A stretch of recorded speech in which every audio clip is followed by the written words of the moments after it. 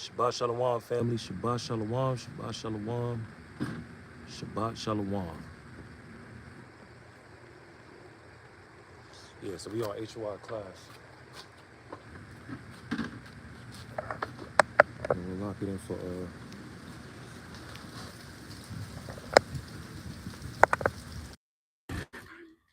yeah, there's definitely a different scenery.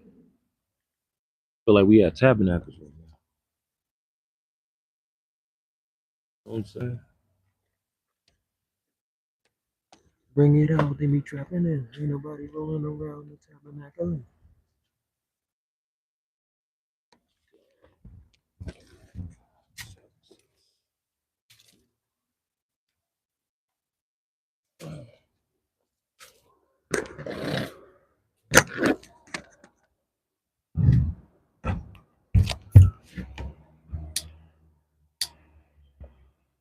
Close.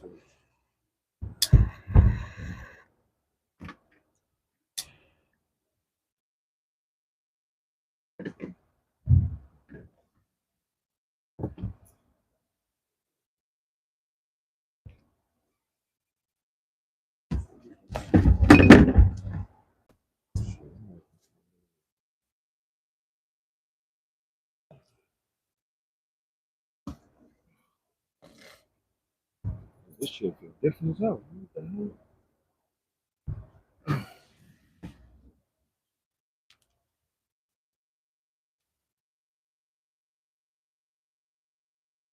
We ain't do a Sabbath class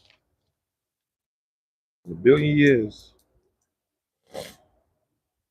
You know, we did one like what, 2 weeks ago? This joint feel like Tabernacles.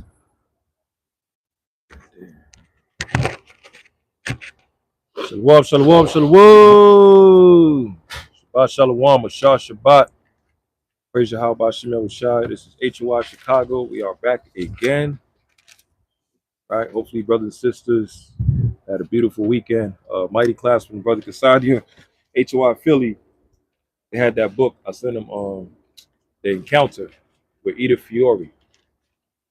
And it was talking about like the chariots and the angels that was in there. It was all black being described. Right.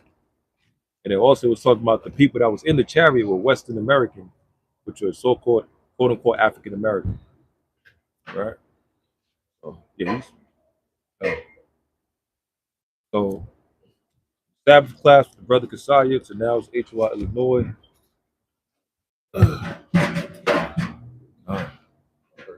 You got it. Shah Shabbat. Shah Shabbat. Kom Yashala. Kom Yashala. With all praise, honor, and glory to Yahweh Bashem Yahushai. All the elders that's been enduring for decades, holding the front line, standing firm in this battle between the spirits of righteousness and wickedness. And I mean, really holding that front line that they were able to be there when new spirits came on the scene and needed that guidance. You got to give them double honors for all that they had to endure. For those that endured before them that never got to see prophecy play out. Give honor to all those that the Lord have called this day and have not come into the understanding fully of the prophecy that they're living in right now. Let alone the prophecies that's going to play out as they continue to endure. The confusion that is caused from having one perspective based on your understanding that you currently hold, as you weigh that against the change in times that will bring change to your understanding and the conflicting of the spirit that will come with that. As you try to hold fast to that which is good, you got to remember that that which is good evolves. This lesson is called Demonic Spirits.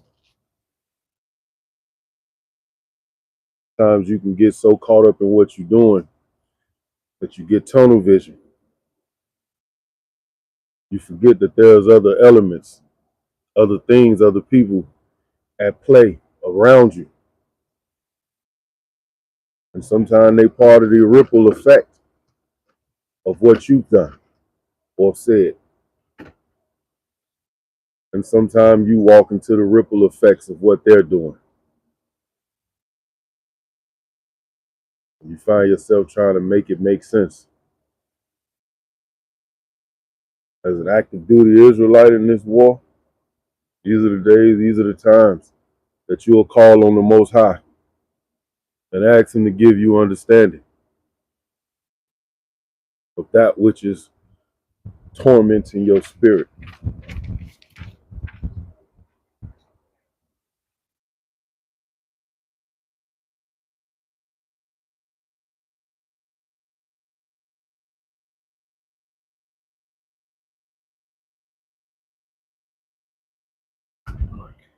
I'm paused for a second, and since the wind controlled by the angels decided to turn my pages to Revelations chapter 16 and 12, the sixth angel poured out his vial upon the great river Euphrates, and the water thereof was dried up,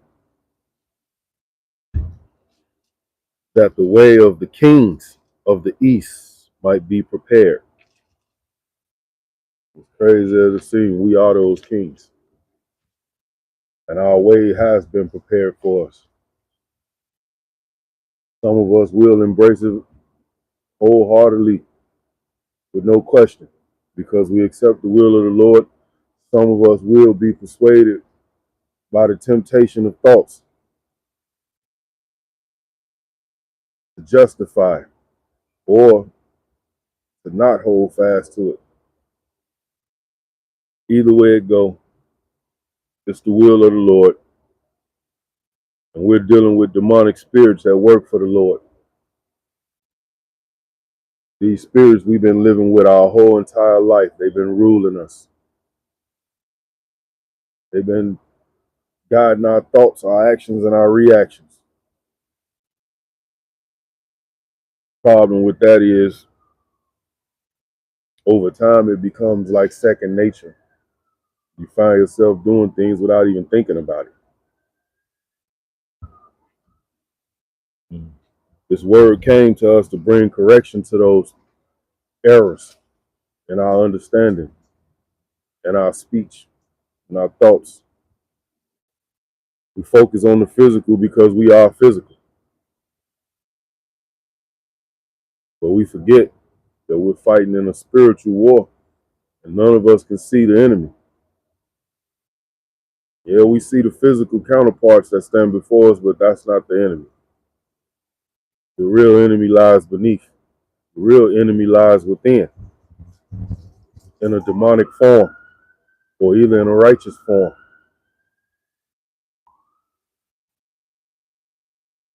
What is the defining factor of that for you? Which one of those spirits are you feeding? Because that's the one that's going to have all the strength, all the power that lies within you as an individual. It's either going to push you forward to excel to the highest level of serving the Most High,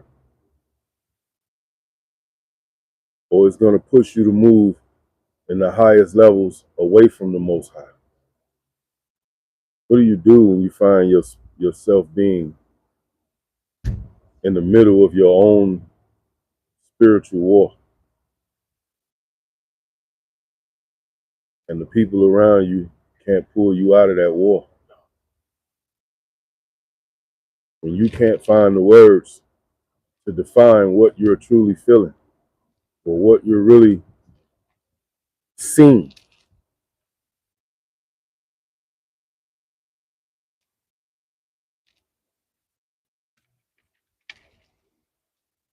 Get the book of James, chapter 2 and 19. This is the book of James, chapter 2, and verse number 19. thou believest that there is one God, thou doest well. The devils also believe and tremble. See, we believe in monotheism, one God, as Israelites.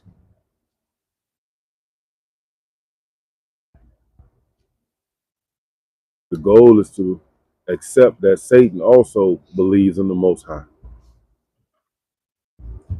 So often we dismiss that. We think that his powers, because of how much influence they have over us down here on earth and how much he rules over, that we forget that he works for the Lord.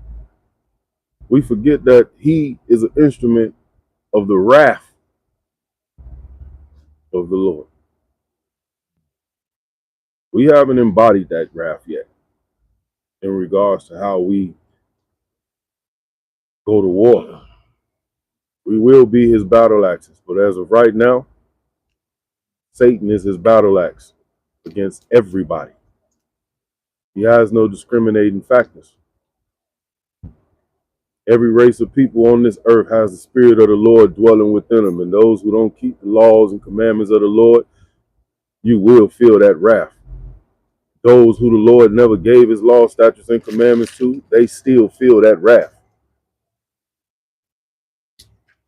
Problem is, there's no remedy for them. They just have to endure it until their destruction completely comes. But as an Israelite, there's a remedy for you in believing in that one God and his son, Hamashiach Yahushua. You find your place in a mental state of peace. Not because your conditions have changed, but because you understand the purpose and the reason for your conditions. Some people can't grasp the fact that it's peace in just knowing. So I ask a question. How do you grasp and measure the immenseness of your power if there's no adversary or no adversity to your power? And I think every Israelite need to ask themselves that question. Some of us don't realize the power that we have and how immense that power is. Some of us ain't going through nothing. Some of us feel like life is perfect for them. But for those of us who feel the trials and tribulations, the fires,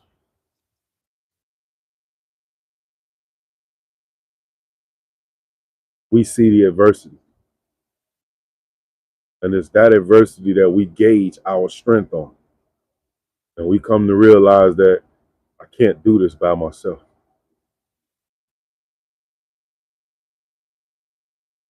I need help.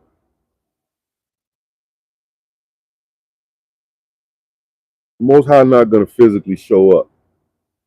Yahweh Shai is not about to physically show up in your trials and tribulations because he'll be working against the Lord if he did that right now.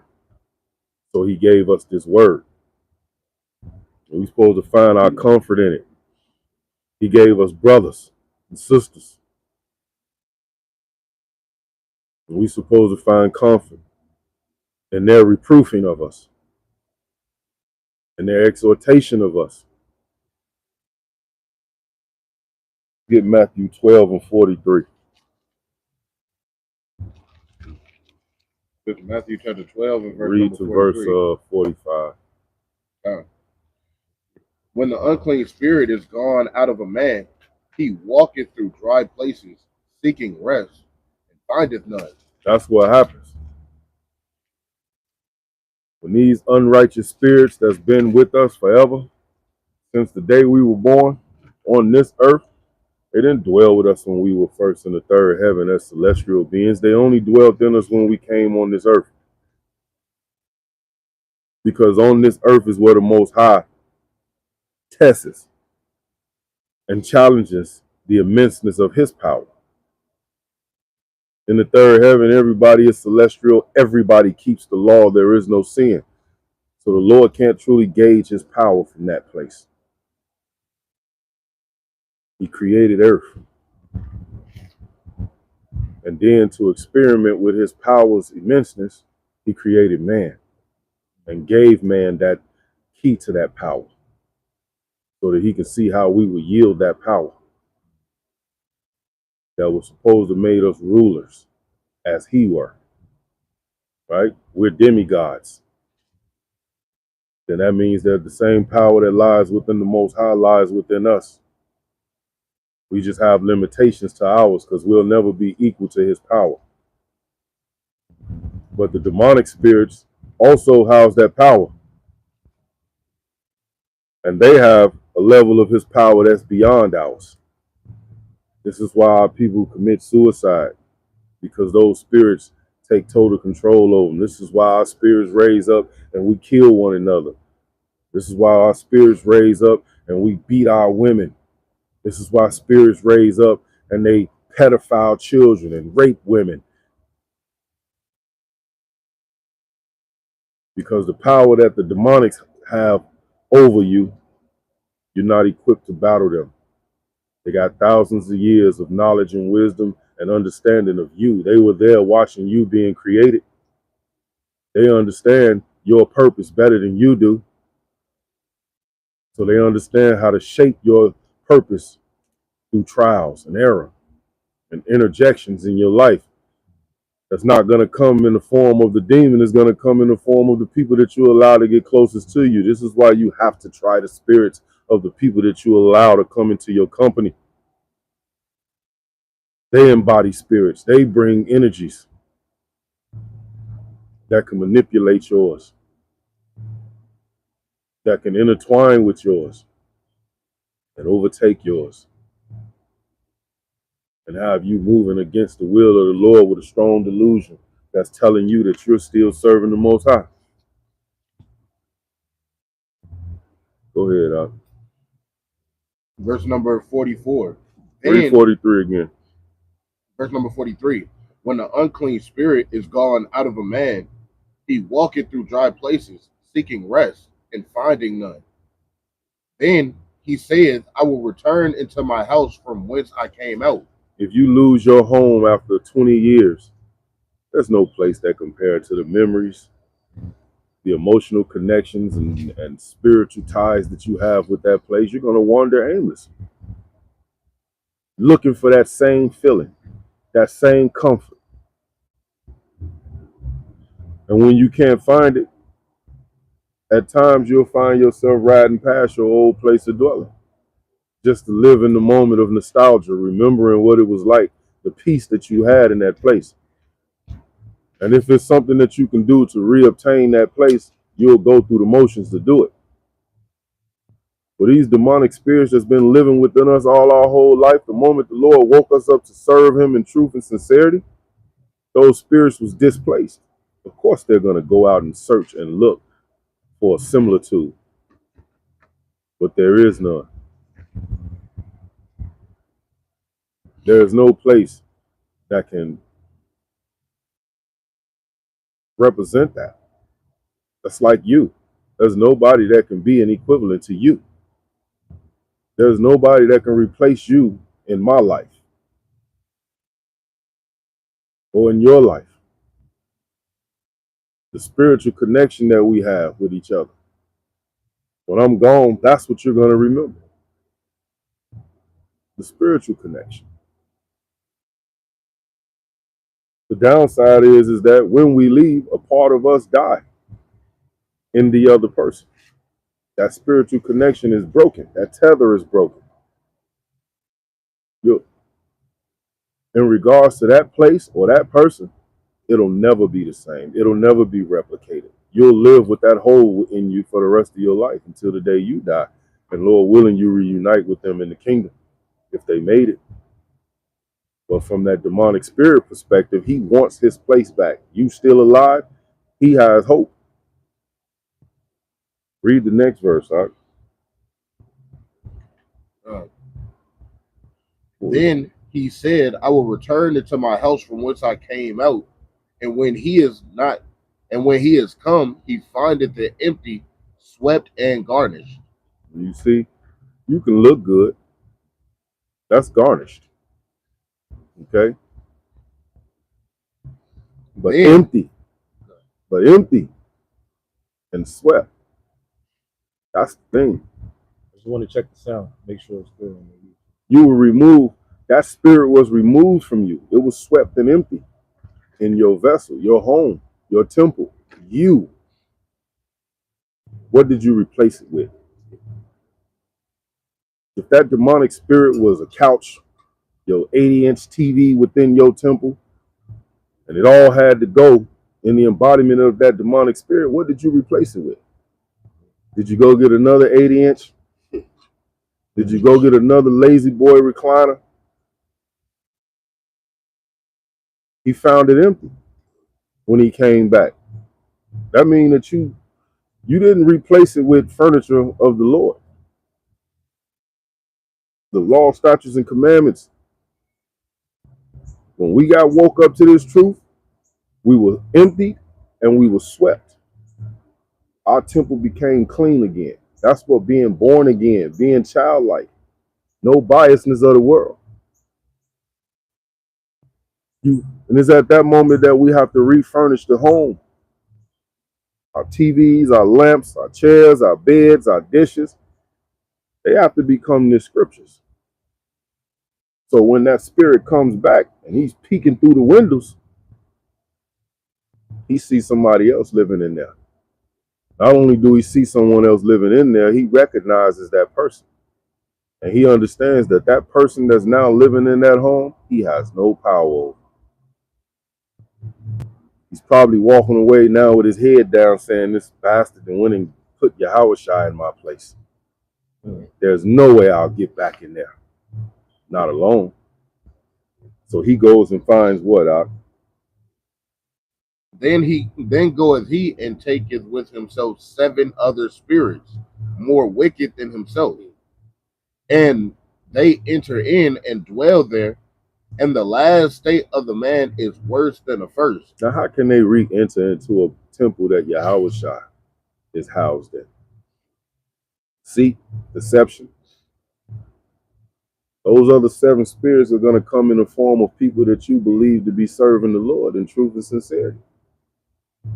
That's how they get back in. They come back in because your brother or your sister is not being sincere. They're not being transparent. That's how he gets back into your home. What makes it worse for you than the original state? Because in the first state, I accepted those things about me that were flaws. I thought it was the right way. But the moment that I came into this truth, I was given a understanding that we all serve Yahweh Bashem Yahweh Shai to the best of our abilities. What does that look like? Because it doesn't look the same for all of us. So there's a compassion that has to come in when I see an inconsistency. Okay, everybody has their own walk. Everybody has to walk their walk the way that the Lord puts it on their spirit to walk their walk. But what happens when you give them the benefit of the doubt for that purpose, and then the Lord make it known to your spirit that there's a deceit? Because what's in the dark is going to come to light. Because that person feels like there's something that they can gain from you by pretending to be a law keeper.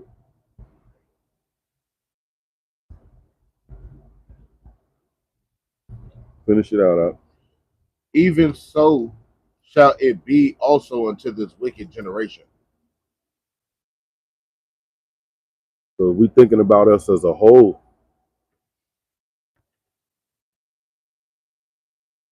We're worse. Go back to Exodus, Genesis. We'll go back to Genesis right before the flood. We wax worse and worse. And the Lord is telling us thousands of years later that we're worse than them. If the worst got the whole earth flooded, and the Lord is telling us today that we're worse than them, what does that look like? That look like a group of individuals who collectively are not moving together on the same page. It looks like I'd rather rebuke you in front of the whole world before I privately come to you with my art and give you a chance to explain yourself. That looks like me doing a damn 24-hour marathon YouTube video about you without you even knowing about it until somebody else comes along and tell you I did a video about you. Yeah. Bearing false witness is what it looks like before I even examined the matter thoroughly. Drawing a conclusion without hearing the side of all parties. Leaning into your own understanding about something that you don't truly understand because your pride won't allow you to admit that I don't understand. Do I fault you, the physical person standing in front of me? Or do I fault the spirit that lives within you? And if I fault the spirit that lives within you, then I have to be very careful with that fault, because the spirit that lives within us is the spirit of the Most High, and the Most High is not the author of confusion. So then I have to dissect that and ask myself, which spirit? And I'm going to say that again. Which spirit? The Most High is a multifaceted conglomerate of spirits. He's not just one spirit. So which spirit of the Most High is dwelling in you? Is it the one that lives by the fruits of the spirit? Or is it the one that lives by the spirit of the wrath that comes in the form of demonic form? The unrighteous spirit. The legions that like to hang out in the graveyards, comfortable being around the dead, around no life where nothing's thriving. The miserable ass person who wants to spread misery amongst every person they come in contact with, bring you to a lower state so that all these 7 homies, other wicked ass spirits, can easily come in, claim a room, and set up damn shop, man. That's what it looks like to the generation. That spirit that goes into that burrows into your mind and put up blockades around your ability to recall, your ability to remember who you were once before. People find themselves under tremendous and enormous amounts of stress, and they say, I come along and see you and say, man, I don't even recognize you no more. You still the same physical person, but I don't recognize you no more. I'm speaking to the spirit that dwells within you when I say I don't recognize you. I don't understand your actions, your behaviors. Why are you acting like this? That's not you. What's going on in your life that's got you acting this way? Damn spirit. It's a demonic spirit. And the Lord allowed these spirits to come up over us and overtake us because this is the way that He tests our fortitude. I want to see if you're truly going to run to me. And it's okay. It's easy to run to me. That's not the hard part. I don't work for you. You work for me. So when you run to me, I don't respond when you're ready for me to respond. I allow them to overtake you because I see a shortcoming. I see a flaw. I see an inconsistency somewhere with you. And this is what's going to allow me to test you. So I'll relieve it when I'm ready to.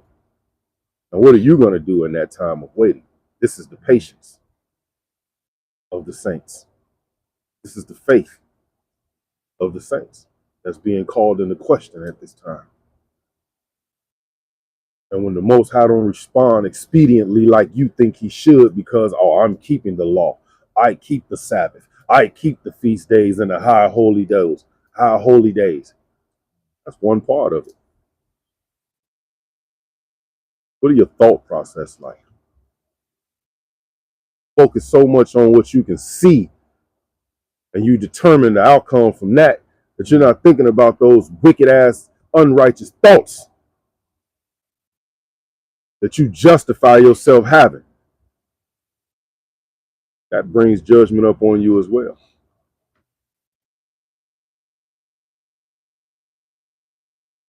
It's 2 Peter 2 and 4.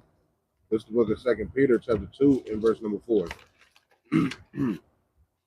For if God spared not the angels that sinned, but cast them down to hell and delivered them into chains of darkness to be reserved unto judgment, and spared not the old world, but saved Noah, the eighth person, a preacher of righteousness, bringing in the flood upon the world of the ungodly.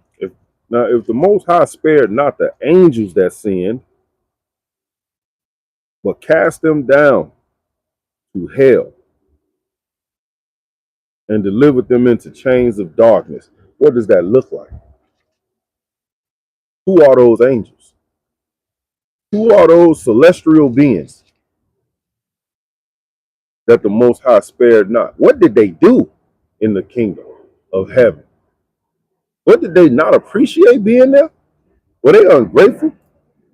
Well, it goes back to testing the power, measuring and grasping and measuring the powers that you have. They took for granted because they had no countermeasurements. They had no adversities to being in the kingdom. They were created and they were put in a utopia. What did they do that the Lord said that I'm going to create another place and I'm going to send some of y'all down there so that I can test my true strength of my power? Because everybody up here is living in la la land.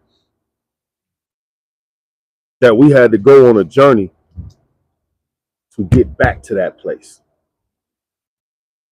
It's being declared from the beginning what the end looks like. It looks like us going back into the kingdom.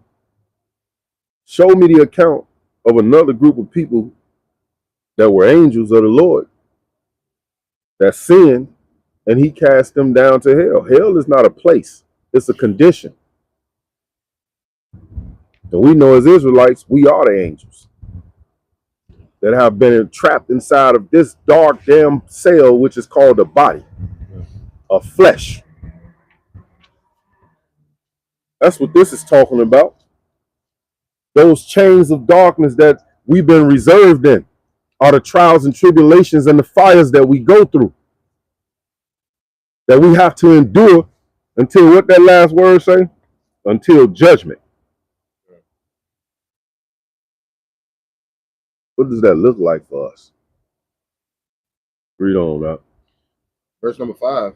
And spared not the old world, but saved Noah, the eighth person. Because we know he flooded the world for the wickedness.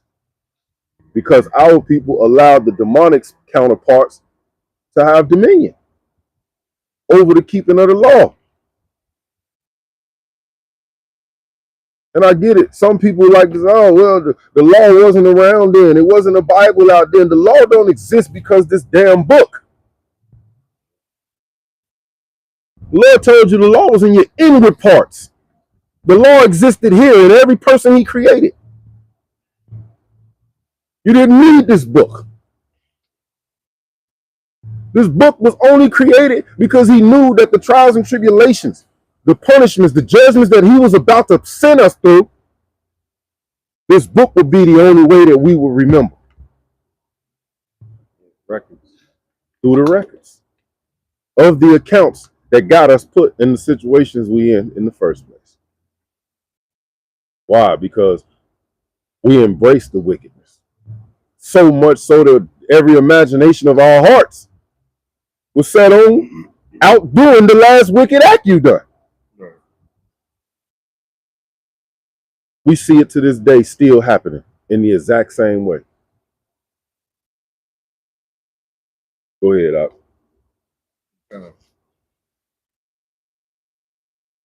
A preacher of righteousness, bringing in the flood upon the world unto the ungodly. And what are we about to bring in to this world? We about to bring damn yoga flames. Damn Dragon Ball Z flame. Right. Right? That fervent heat is going to melt the elements. Wood, water, earth, stone. Lord is about to cleanse this place. And we're responsible for that by the teaching and the preaching of his word. the same as Noah was doing, sent to the ungodly.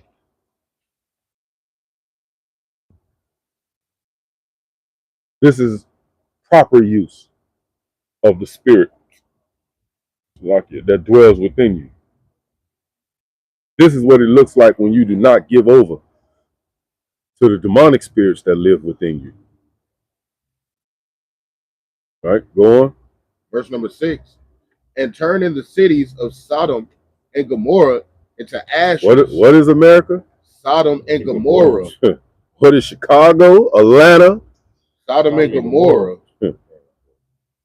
into ashes, condemn them with an overthrow, making them an example unto those that after should live ungodly. This is talking about our children. We're about to do the same thing that our forefathers did to those wicked cities to give us an opportunity at life in abundance through serving the Lord. But somewhere along the line, we allowed the demonic spirits to trick us again. But we're supposed to be doing the exact same thing Noah did, setting the tone for the next generation, that group of children that we got that ain't never ate pork before, that ain't never worshiped the Lord on Sunday, never kept Christmas, Thanksgiving, New Year's, Easter, never celebrated birthdays. That makes you ask the question, who's going to be the person that ushers in wickedness unto them the way it was brought in unto us to deceive us? What is the measures that we have to take, the precautions that we have to take, the methods that we have to put in place according to the laws of the Lord, that the next generation that comes do not fall victim? Because you know what's going to happen? We're going to find our asses in the third heaven sitting in the waiting room saying to the Lord, when is you going to smoke everybody down there? The way they asking him right now. Only to hear the same words. Well, there's still some of your brothers down there that's got to be put to death for the cause. We are tasked with the job of breaking the cycle, man. Somebody before us was tasked with the job of breaking that cycle. We'll be in the kingdom right now if they hadn't gave in. Instead of submitting to slavery, if they all would have just said, put my ass to death, kill us, that would have been the act that made the Lord rain hellfire down and say, no, that ain't going to happen because I promised a remnant. So I'm not going to allow everybody to die. But if everybody took that mindset and that stance, then we invoke the Spirit of the Lord to come immediately.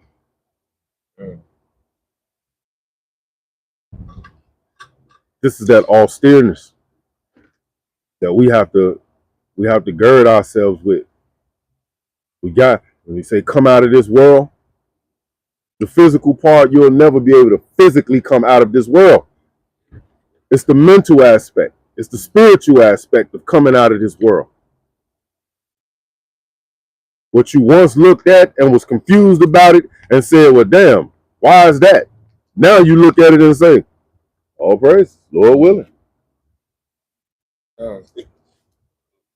Be the will of the Lord. There's peace in that. Because I don't have to sit there and be up all damn night reading 1,000 books trying to understand the psychological warfare that is dealing with people. Social studies, right? I don't have to be subjected to all these damn social experiments trying to understand the emotional range of someone who didn't grow up with his father. And now he's effeminate and emotional and sensitive. Now she's masculine. You don't have to gauge that. Get Mark 9:29. Lucky. Go ahead. I want to add one thing, right? 2 questions that you asked. The first question that you asked was, who's there to basically introduce sin to the children that we're raising up, right? This is the book of Revelation, chapter 12, and verse number 15. And the serpent cast out of his mouth water as a flood after the woman, that he might cause her to be carried away by the flood. The answer is Esau. Esau is that serpent, right? Mhm. The physical manifestation of Satan, right? So he's literally, and that's what he's doing now. Okay? And that's why I recommend Israel, you need to take a break from social media, man. Get your ass off of Facebook, man. Israel been going the hell off on Facebook. And I said on the class, Instagram snitching on y'all. I see what all y'all like. I see all y'all likes. All I gotta do is press the upper right hand corner, the little bubbles with y'all pictures up on it, and I see everything that y'all like. You've been going the hell off, man. And you think it's funny. It's not funny. Just rebuked the brother not too long ago. What you reposting all of this folly for, man? Up on your Facebook. You be considerate of the sheep. You damn near suffering people to sin. That's furthering the affliction. Right, man. Posting all this whoredom up on there. And then they cover it with, this is the wickedness of our people. No, you're fulfilling the lust of your damn eyes, man. We see you, man. And you suffering sin on other brothers, man. And I'm glad you took it there, because what you really touching on is another part of the lesson that's gonna reveal you just jumped the gun. Let me jump it one more time. Go ahead. I'm good to a point. Even with that, those what Steve was saying earlier about who gonna bring sin in. Start keep feeding that other demon, you gonna bring that sin to your kids. They see you as righteous, but you start letting them other 7 demons come in, you're gonna be the first example of what demons look like in their own house. Right. You're gonna be an example of that. So that's why it's like, what did you feed? What are you feeding? What spirits are you feeding?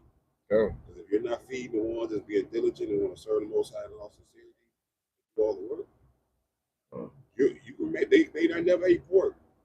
But what happens when you start going? Right. They eat. You done suffered that.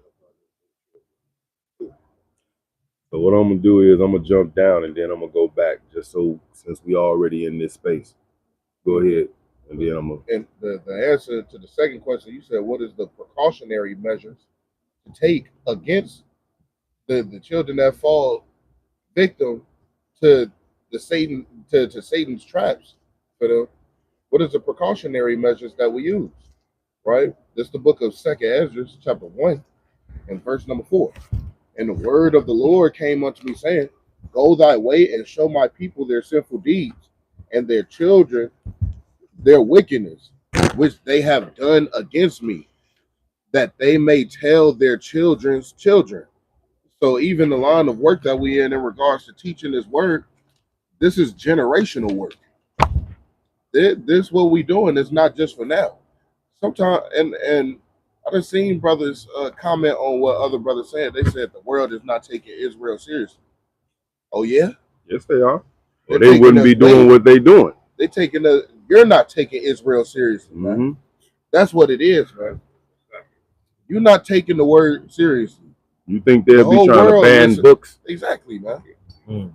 You think that they abandon books and up in the charges, them 4-5 figures for a book? They trying to figure out how to put the damn lid on freedom of speech. Yeah. Oh, they take you serious. They covering it by saying it's hate speech. But if the First Amendment is freedom of speech, then the hell with your regulations on hate speech, man. My social studies in 8th grade, right? Edomite, Mr. Graves, he told us that freedom of speech, right? Yeah, his name is Mr. Graves. That's dead while you living, right? Teaching us about social studies, man. He said freedom of speech is not absolute. I'll never forget that. This is what they teach. That's what they were teaching us in school. Freedom of speech is not absolute. So what are they gonna do? They're gonna find any way to put a muzzle on those that are teaching the words of the Most High God in truth and in sincerity. Y'all that are not in truth and sincerity, y'all can say whatever. Because a good lie got a little bit of truth up in it to make it feel like the truth, man. Israel got to kind of buckle down. Israel is not being watchful. They're not praying. They're doing everything for clicks and likes. Even the news that is sometimes shared, man, it's just for the sake of saying, yeah, I found that. It's for vainglory. The Most High God is repurposing your vainglory for the substance of the nation of Israel, right? So we talk about, yeah, our children is not eating pork. That's great, right? Our children not eating pork. They separating from the ways of the world. But hey, you didn't take part in every single sin that was underneath the sun. That's lucky. And that's just one part of it, because that's the physical that we can see. You don't have to strengthen them in that. They need strengthened in the spiritual aspect of fighting against this place. The endurance. The things that are gonna come into their mind and conflict them. Yeah. The things that's gonna have them questioning their choices. The things that are gonna jump into their mind and paint a picture that, oh, you can do that. Hey, that ain't that bad. The Lord will forgive you. This is the war that we're fighting. And I think Israel has lost sight that we're fighting a spiritual war. Like I say, everybody's so busy trying to paint this picture from a physical, visual perspective of how mighty they are. The Lord ain't looking at none of that. He's looking at the spiritual truth. He's looking at where those physical actions are coming from here, the seat of your bowels, right? The thought process behind those actions. As I said, most of those actions are shrouded with vainglory. You want the accolades. You lose all your status, and then you take, as well as being a part of us, and then you take it and go back to nigga man with all the accolades that you done built up because you've been feeding them as well.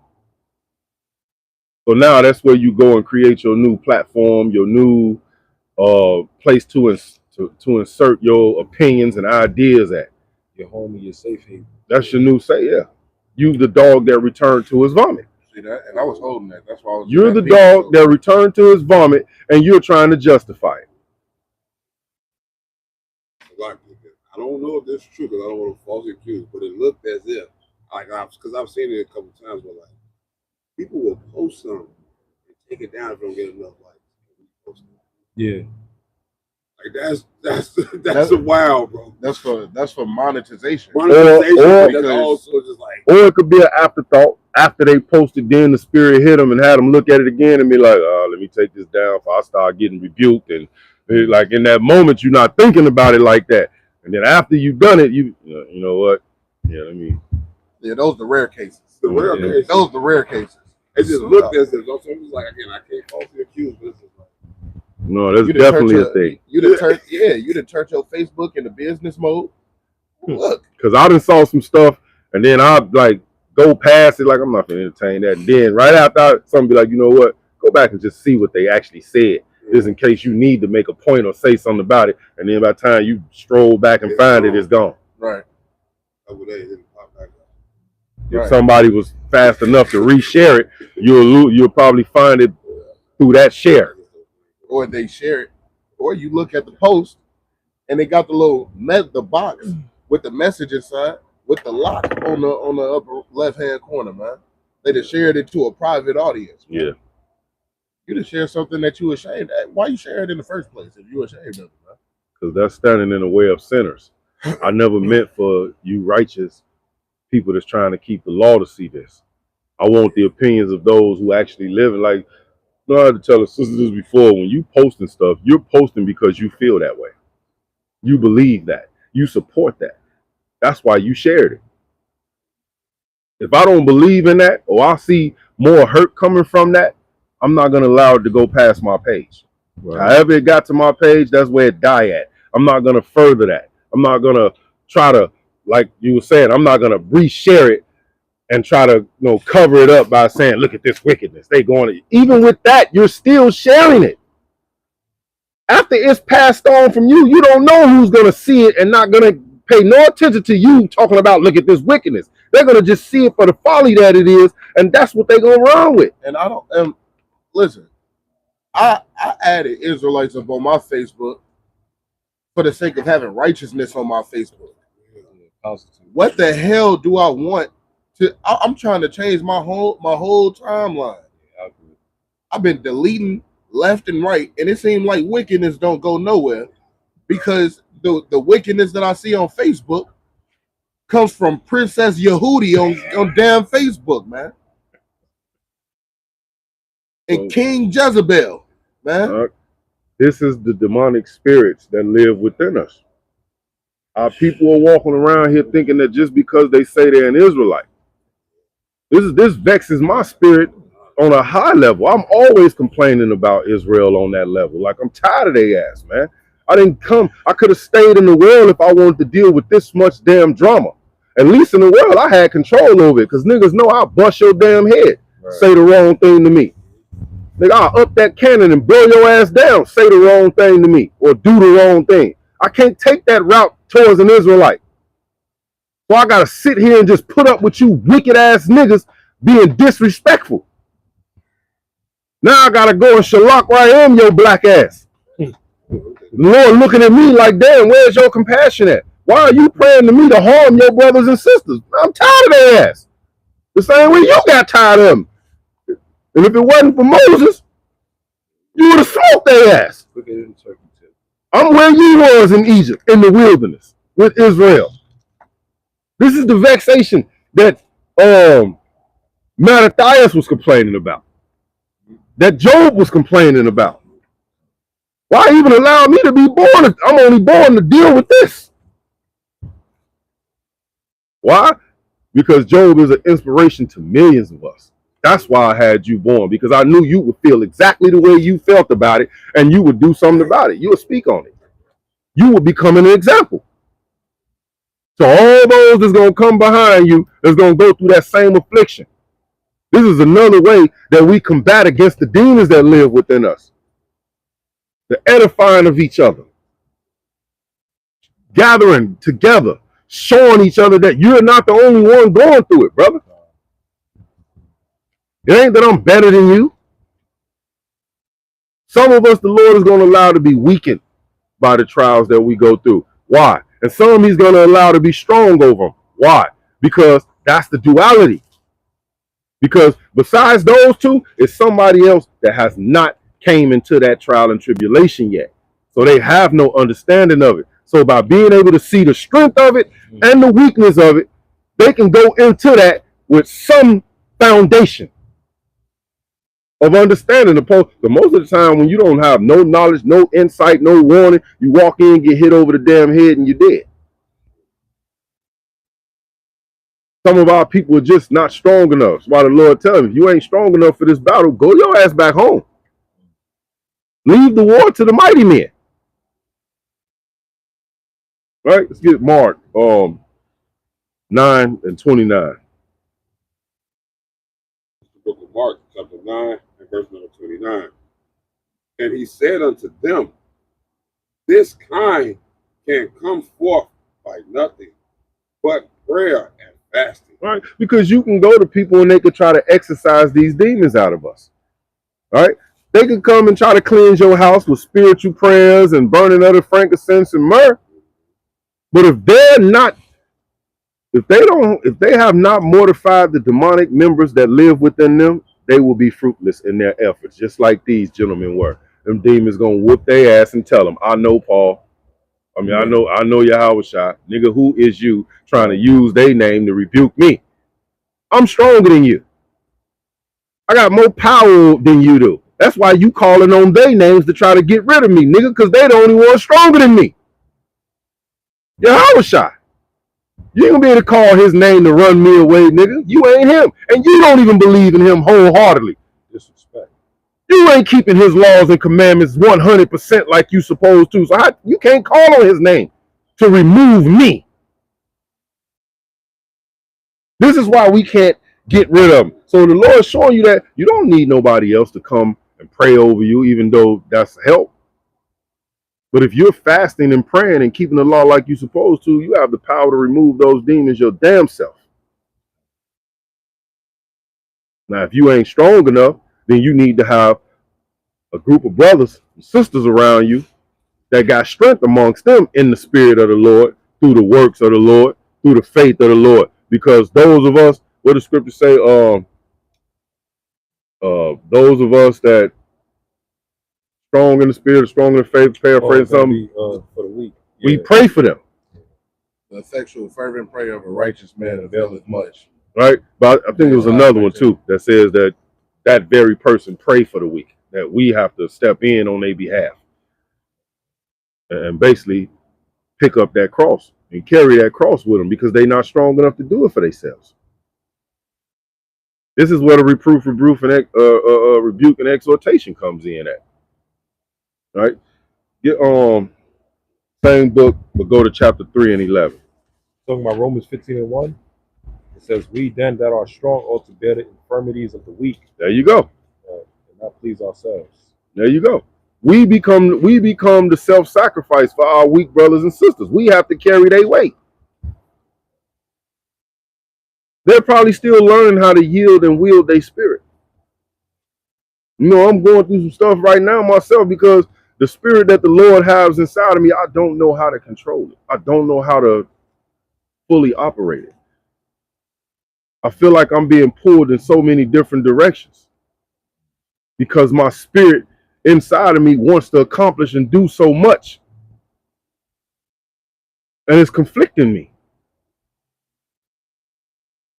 So I understand that. When you feel like your hands is tied behind your back, you need somebody to come in and be able to untie them hands, man, and show you how to put your hands to the plow. Because it's one thing to get in the car and grab the steering wheel and press the damn gas. You don't know how to control that steering wheel, the equivalent of that plow. What your car gonna be doing on the road? Side swiping every damn thing parked, running over people all in the other lane. You all over the place. I told your ass to plow a straight line so I could plant my corn. You got my corn growing all over there with my peas. Because if my job is to just follow the line and drop the seed, you'd have made me intermingle seeds. I don't know why you made the line go that way.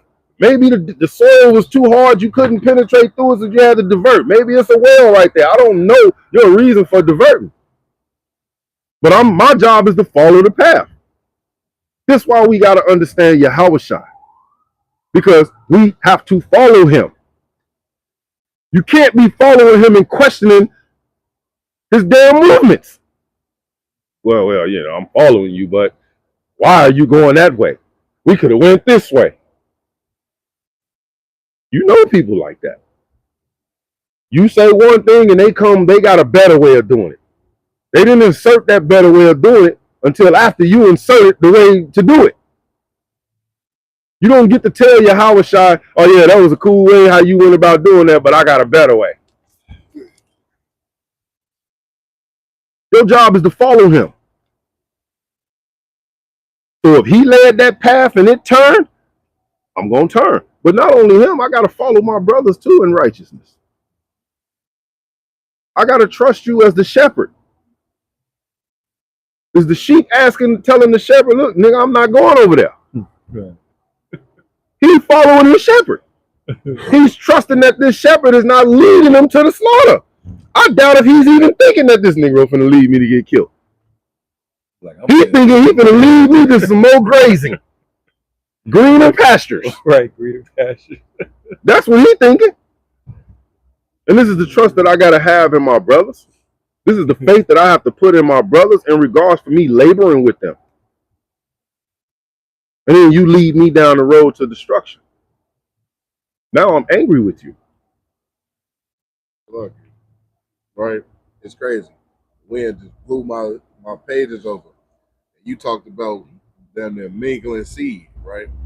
The Lord knew plain and simple the amount of work that we had to do, right?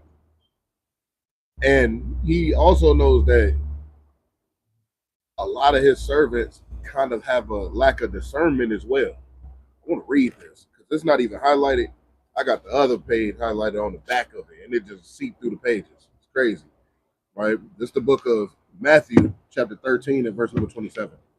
So the servants of the householder came and said unto him, Sir, dost thou not sow good seeds in thy field? From whence then hath it tares? Right? So they're saying basically, Lord, you planted good seeds. Why is there tares? Why did it come up like this then? Right? It says, He said unto them, An enemy has done this. And the servant said, first of all, you know that the Lord, He plants great seeds. Why are you questioning if that's His work that He did? You know He a great painting. If you see a weak painting on the wall, why are you questioning whether that's His or not? That's not His. He didn't do that. Right? He perfection in everything. And it says, And the servant said unto him, Wilt thou then that we go and gather them up? But he said, Nay, lest while you gather up the tares, ye root up also the wheat with them. Right? So sometimes they're not able to really, they can see the difference, but they can't really engage inside of the difference right then. Some things you gotta leave up to the Most High. Right? That's the intertwining of it. Yeah. I could see it, but if I go to remove it, what else is attached to it? What is the fallout damage? Yeah. It's the abundance of your stock that's attached to it. All fights are not, even though we want to engage on every single fight, every fight is not meant for us to engage into. It's not. Right? And I think a lot of brothers struggle with being able to discern that. Right. They think because they're in the truth and they know the word, got some breakdowns and precepts, they supposed to just be involved in every damn aspect of fighting. Sometimes you got to sit back and just play your cards right now. Well, no, you got to wait for it. You got to wait for a certain outcome to happen, man. Because the Lord can be used in certain obstacles that are literal teaching lessons to the next generation, right? Or to the people that's around them.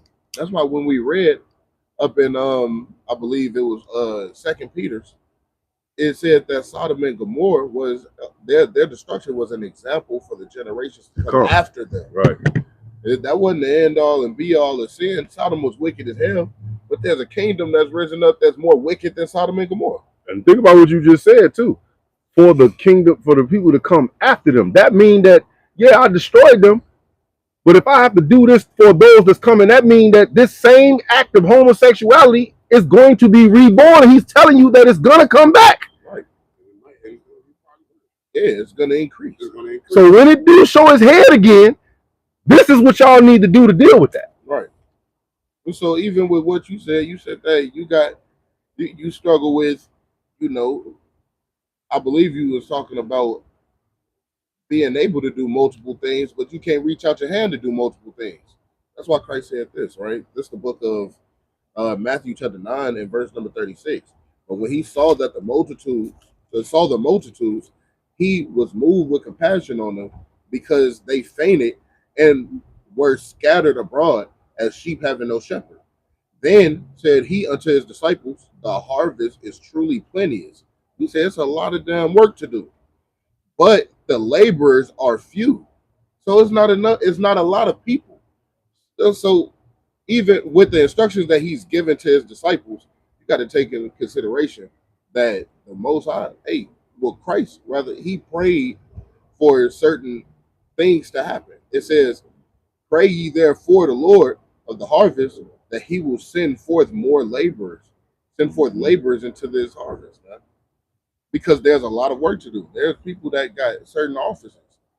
There's people that got a multitude of offices, right?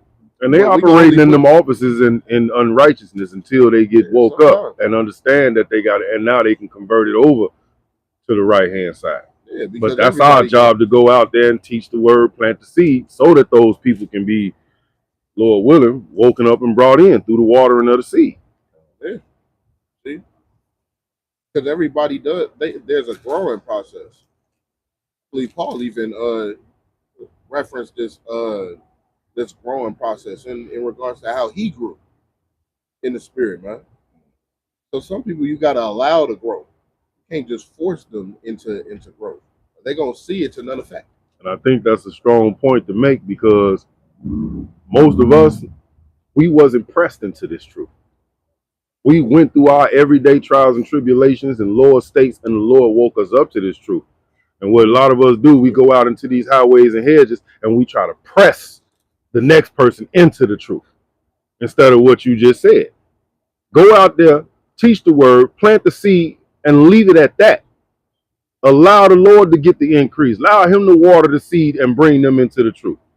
You shouldn't be getting vexed in the spirit because you're doing the work, but you don't see the rewards of the work you're doing. It's not for you to see. No, that's a great point. I think we do kind of lose sight of that. No, but we just whole season we pass it on. Lord, they gotta go home and put it in the pot, and the Lord is up to the Lord to water it. You just gotta hand them out. It's not on you to water it. It's not on you to make it grow. Because ain't nobody doing it in you but the Lord did. Like somebody passed that seed to you, then you went home and watched the video or search YouTube. What is Israelite? Like you looked into it. That's putting that seed in that pot. And then the Lord watered it and made it grow. I think we kind of lose sight of that time. We just got seeds and we handed them out. Mm-hmm. Whoever, hey, they take it home and do something with it. Most of we gotta just do our part of handing them out because it's on the Lord. So remember planning the Lord to make it grow. He still want to deal with it. So I think like when the Lord tell us, man, that you can tell a man by his laughter, his talk, his excessive, gait, his walk, and his way he dressed. People present themselves to us for exactly who the Most High created them to be. We then, because we know that they're Israelites, we automatically assume that it's hope for them. And I believe that's stretching. I say it all the time. Israel like to overstretch everything because the Most High clearly defines to you what those of Israel who he's not claiming look like through their actions, through their ways. We want to save everybody. Paul said that in Romans that his desires is for all Israel to be saved. That's not literal, because that desire would be in direct contradiction and against the will of the Lord. The Most High told your ass they ain't going to be saved. So why would I be sitting around harvesting a thought to save everybody when the Lord said they're not going to be saved? That's counterproductive thinking. He wasn't meaning it in that sense. He's talking about all of the Israelites that are keeping the law, that they going to be saved, that they endure until the end because they've been chosen. They've been woken up. Until you're chosen by the Most High to be woken up to this word, your ass is a 2/3. Period. And when we look at them, that's what you're supposed to see. A damn 2/3 who is about to be given the opportunity to repent and come out of the circle of 2/3.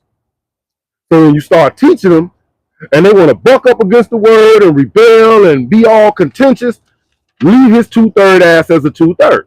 Continue on with edifying those who want to be edified. Because the demon spirit that's operating in him is one that was meant to be destroyed. And that's one of the other aspects of being in Israel. Some people were created to literally be destroyed. And we can't be up there teaching his word trying to act like we got the discernment between which ones it is. And that's what we do when we overreach in our teachings. Mark 3:11. No, was it? Mark 3:11. The book of Mark, chapter 3, and verse number 11.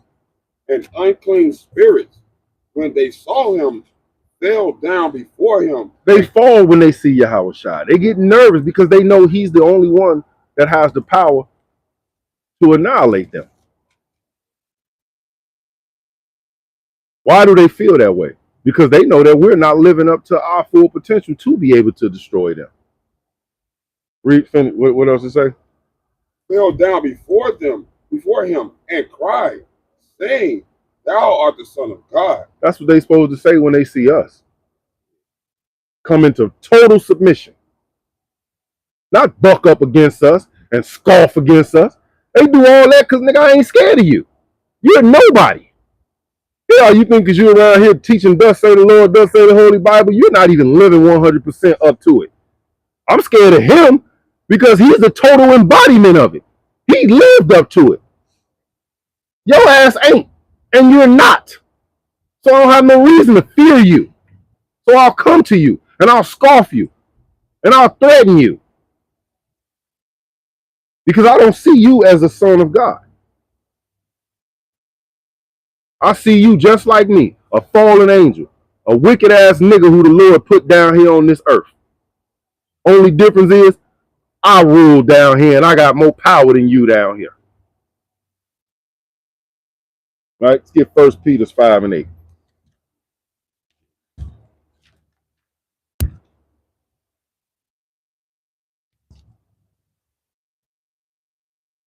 It's the book of 1 Peter, chapter 5, and verse number 8.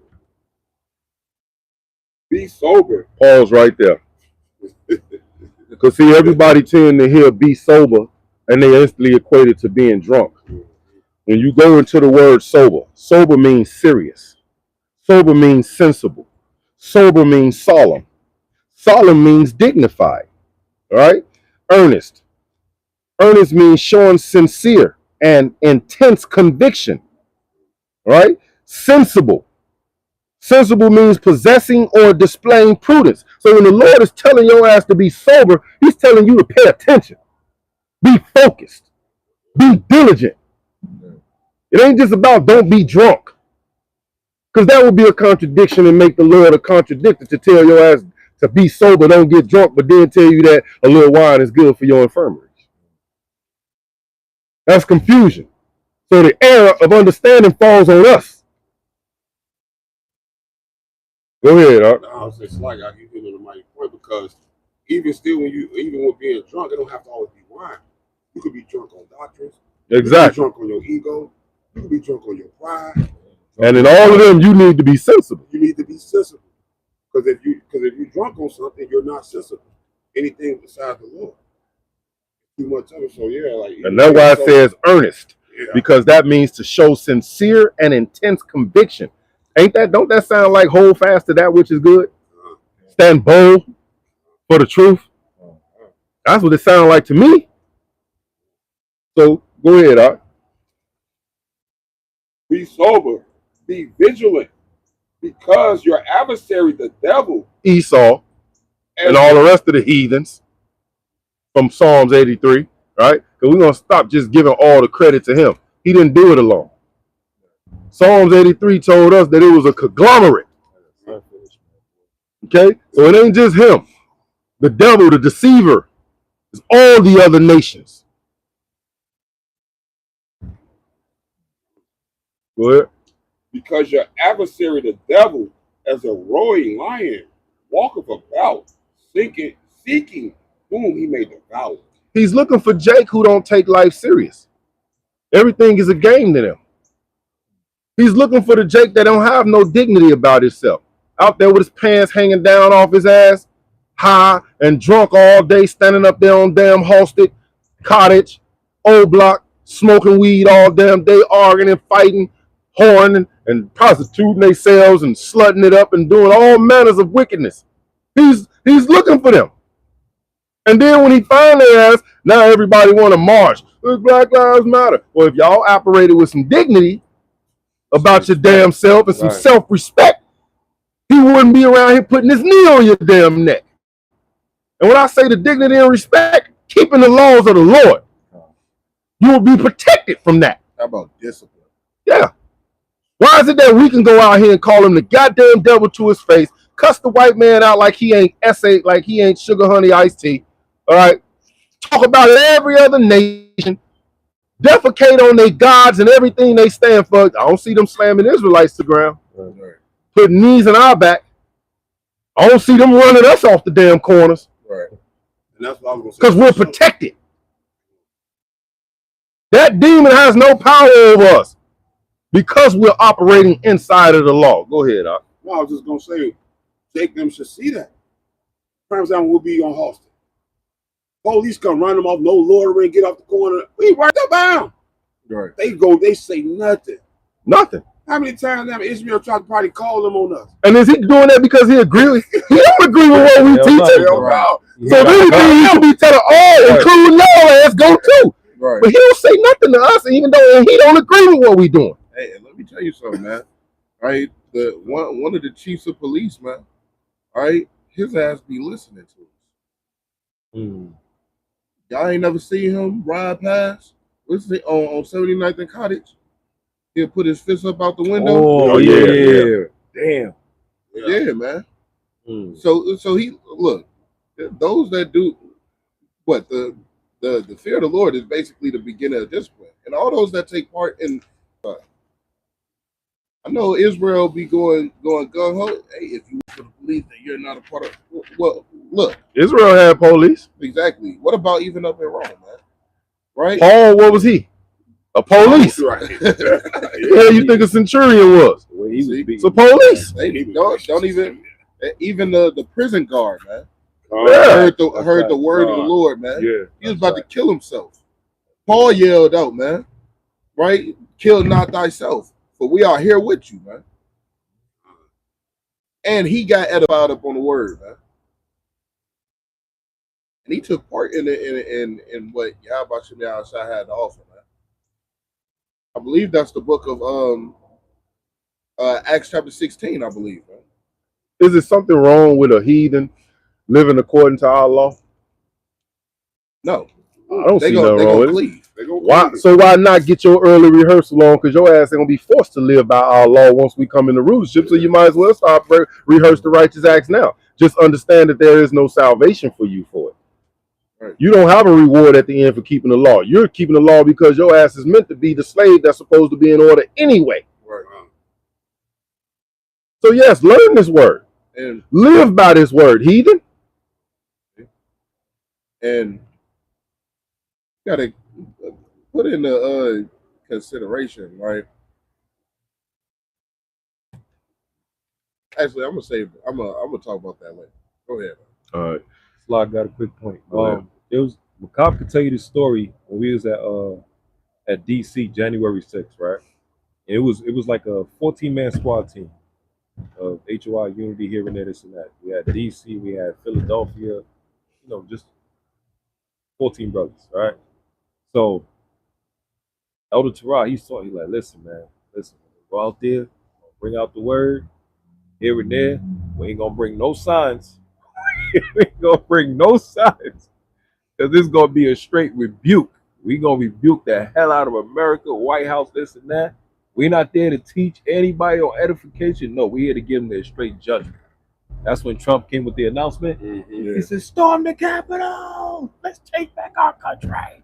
And all of this stuff. So we go over there. And on our way over there, Jake is looking. He's like, wait, where y'all going? We going there. Y'all going there? Y'all ain't got no guns?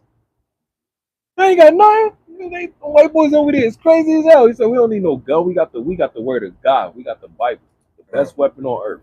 Powerful than any weapon. Than any weapon. Right. And he like, shit, all right, okay. All right. I don't need no guns or nothing. Kept marching. Another 70s looking Edomite, long big beard and all looking dusty, up to the floor, to the toe, up and destroyed. He like, peace, please. Please, please, peace, peace. We need peace. He's shouting at us, talking about we need peace. Why you don't go shout that to Esau with the guns? Storm the Capitol. Mm-hmm. But he see quote unquote black and Hispanic men, Israelite men standing firm, marching bold. Mentality is moving as an army, as a unit for the Lord. And now he's saying peace. Why? Because he could feel that spirit in us. Mm-hmm. We here for war, nigga. And the way we gonna come at you with war is not the way you thought we would. Because now we understand our weapon is a spiritual weapon first. Mm-hmm. So we coming to bring damage on you devils with the word of God. Put back in the hands of his soldiers. So he's screaming, please, please. The cop said, no, nigga. He said, no. He said, we here for war. He said, no. It's a dusty Edomite. So we marching over there, and it's like we looking in the damn movie. Then said I, Abraham prayed. Right, Abraham prayed. Right? So he's like, we was in the movie. And as we going over there, lining up, setting up, everything locked in. Elder Terrell saying like a damn general of war. All right, man, let's go. Y'all ready? Hyping us up. Yakata's there, everybody there, hearing there, this and that. While we set up, we see militias marching, all guns, everything. Military coming out the damn droves, out the damn SWAT cars and all of that stuff.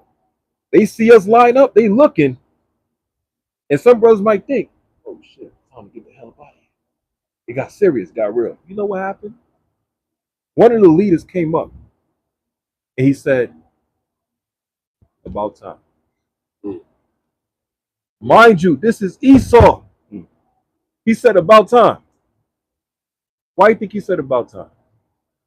Because these devils know we are the soldiers and the warriors of God. And when you stand up for the Lord in righteousness, the heathen can't do nothing but respect it. They gotta respect it. Because they know you're not coming of your own power, you're coming of the power of Yahweh Shemel Rashai, and you're calling a judgment on this wicked ass place for all the atrocities it has done for 400 years plus. And the niggas y'all put in the hoods that y'all try to make everybody forget, that y'all cast away, y'all try to hide, y'all try to destroy. Goddamn civil rights, all of this stuff, all these damn chattel slavery, 1619, slave codes, all of this stuff, religion, all the things y'all used to try to destroy us as a people. And you got 14 men able to march into the White House, the Capitol building. Mine is on point with the wrath of God, standing firm like you niggas try to break us and we still here. And y'all can't stop, y'all can't touch us. Because we got a protection around, which is the Lord. You know what this Edomite did? He said, I respect it. He had no choice. He had no choice. So guess what he tried to do? Try to shake brother's hand. I respect that. Carbon, no, don't need that. He said, I can respect that. Respect that even more. I respect that even more. Because he understood we didn't need his recognition. We wasn't looking for his damn give us the green. That's the thing with Esau. Right. He likes to walk up to our gatherings as if he's coming to give us their approval. Right. In that moment, he's one Edomite, but that one Edomite is a representation of his whole nation. They live with that every day. The ones who are actually not out here, been part of racism and trying to kill us off. Right. They don't understand that you're still a part of your nation and you're still going to be judged with your nation. But when you walk up to us and we're demonstrating, we see you as your nation. So no, I'm not going to give you the dignity of shaking your hand, because to me, that's the same thing you did to my ancestors. Even though you weren't there, you're benefiting from what they did. This is why we go into the Isaiah 49. If you truly believe, nigga, give it back. Get down on your knees, kiss the boot, and whatever you got in your pockets right now, break yourself. You got the title to your car in the car, go get the title, sign the car over to us right now. That's how you start making amends with us. We don't need you to approve and tell us how much you can appreciate what we doing. We ain't doing this for you. Same for you and your approval. True. For a matter of fact, you got the ass end of the stick, man. To be honest, you got the ass end of the bread, man. Yeah, this is to hurt you. So this to cripple your. If you're not looking for the things that we're looking for the downfall of not only America but the Edomitic kingdom in general. Along with his cohorts. Yeah. We're gonna stop leaving the rest. Him and all your damn Confederates. You're the reason for iniquity increasing up in the earth. We want. They don't know what we truly want. We're not just standing up to America. We're standing up against wickedness in general, worldwide, against our people included, man. Mm-hmm. So we not on y'all side. We want domination of the world. And y'all know that we want world domination. Nobody else up on the planet is fighting for world domination. They want to fight to fit in. I hate this place, man. I don't want to fit in with this wicked, the damn air stink in Chicago, man. I don't want to fit in with this world, man. I'm ready to get the hell out of America in general. I want to get out of Esau's kingdom in general, just to live a life of peace. You had the elder say, man, he was looking last night at camp, man. He just looking for mental peace. He said he's not so worried about money. You gotta say that's a people equate money to peace so much. I was glad to actually hear that from the elder. I don't give a damn about no money. I'm not the richest man, but he basically said he learned how to be a base and a bound, man. He just needs some mental peace. Mm-hmm. And the only mental peace that you're going to get is when you're away from wickedness. That's why I can't wait for Tabernacle. Don't call me. Don't text me. My phone's not on. Phone is broken that week. Your problems put on hold because I'm celebrating the feast of the Lord, man. That's my spirit. Yeah, you know that this world is bad when you want to dwell in the wilderness. I don't want to be peace is knowing your enemy more and not ever folding anything for him too. I got a quick precept on that. What was saying is like Esau play those little mental semantic games and mental psychological warfare. I know who y'all is, but if they shake my hand, they think we're like, no, we don't want to shake your hand because again, we're not looking for your approval or your protection. And that's a form of something way bigger than you. Slocky, and that's a form of submission that they use as a tactic. Submission. Yeah, they want to use it as a tactic. Yeah, Ishmael does that too. That's why he'll tap you. Hey, don't touch me. Right. You gotta check them in the door. Like, immediately. Don't touch me. Right. No. I don't want you to feel like you should be accepted by. No, don't touch me. Right, don't touch. And that's a form of tactics. No lie. Like it's like transferring of strength and energy. Yeah. I want to show you I control this and that. I could dominate here and there, all of that stuff. No. I'm not giving you none of that. Giving you none of that. Yeah. So what are we in those times? Like this Israel got to understand. Anything that is opposition to us is of the left-hand side. Is of demonic origin. All things that are salvific, all things that are unto your deliverance, comes from the right-hand side of the Most High. That's the balance, right? And some people get it, some people don't. It ain't for me to understand why the Lord made it that way, right? But to the point of standing bold for him, right? Ephesians, we'll jump over, then go back. 6:14 says, stand therefore, having your loins girded about with truth. We know truth is what? The laws and commandments, right? And have on the breastplate of righteousness, right? Keep them laws around your neck. Keep them visible, right? And your feet shod. In other words, as it's saying, made anew or inferior, right? With the preparation of the gospel of peace. Why is the inferior part there? Because you unsure. You don't know. Above all, take the shield of faith wherewith ye shall be able to quench all the fiery darts of wickedness. When you standing firm and bold with this law, with the law, statutes, and commandments, and you're operating in truth, now you got on the you able to what is that? What is it called? The darts. Oh yeah, the fiery that's darts. Your shield. That's how you're able, like everything they throw at us, it can't destroy us. It has no penetrating effect to us. Right? And take the helmet of salvation. The helmet of salvation is always having the laws and commandments at the forefront of your mind. And every decision that you make, it starts with the laws and commandments.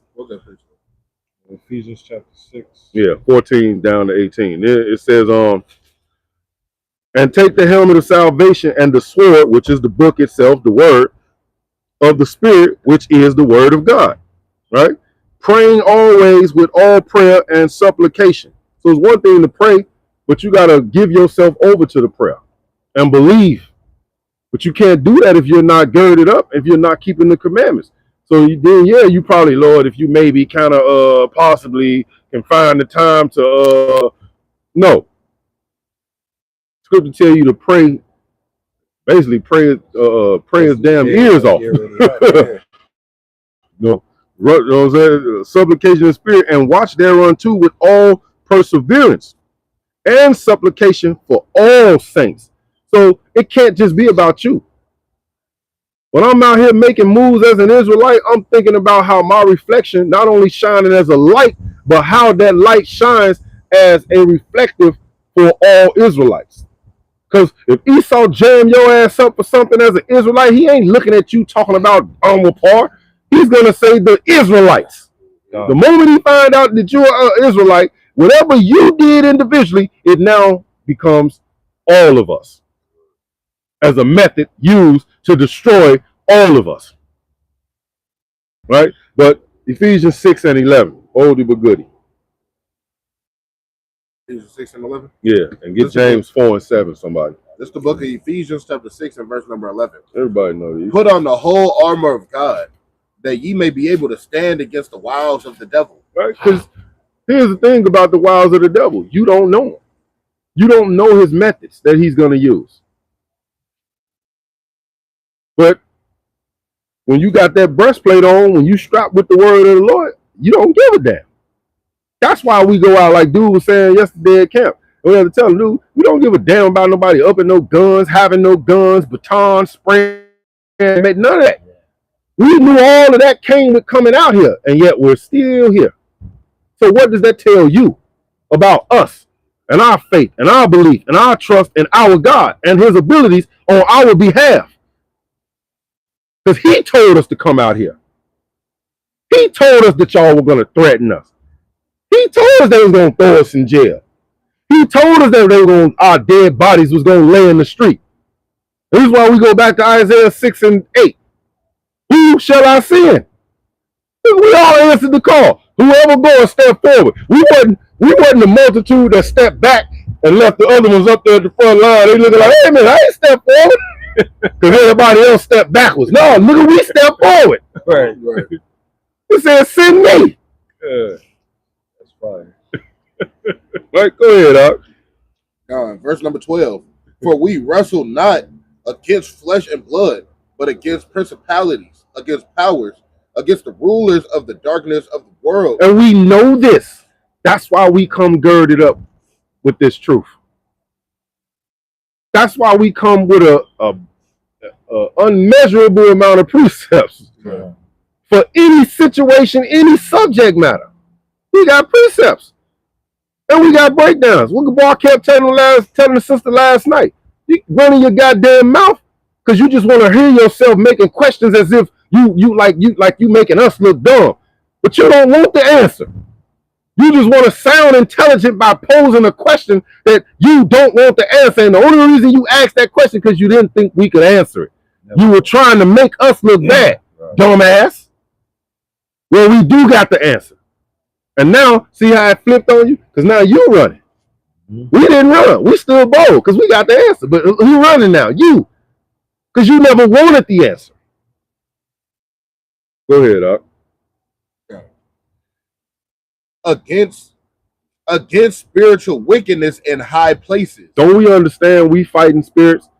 We're in a spiritual war. That's why we move and do all things in the spirit. That's why the rest of our people can't overcome their situations because, like you said last night, they want to fight a spiritual war with carnal methods. You're never going to win. You don't have the eyes to see the spiritualness that's playing out around you. So you're attacking it from a worldly perspective, and you're gaining no ground. You what they call it the uphill battle. You fighting up a hill that's mud and sludge and damn just going back. Your leg getting stuck in the mud, your boot keep coming off. Ain't no progress. You falling and sliding back down. No progress. Not even. There's ice on that hill. Finish. Got a boulder on your back. Carl. The fight is way harder than what a lot of people think, especially when we know that a lot of people is not going to get this thing. And that's why brothers be vexed at camp, man. Because we desperately want you to understand. Hell, brothers be vexed amongst sometimes other brethren, man. Because sometimes they ass don't get it either, man. On how disciplined we're supposed to actually be. And the precept that we read in regards to having your loins girt about with truth, man. There's multiple precepts that say that same thing. Right? What is it? Job 38, man. Gird right? up your loins like a man. Gird up your loins like a man. But what is a man? What?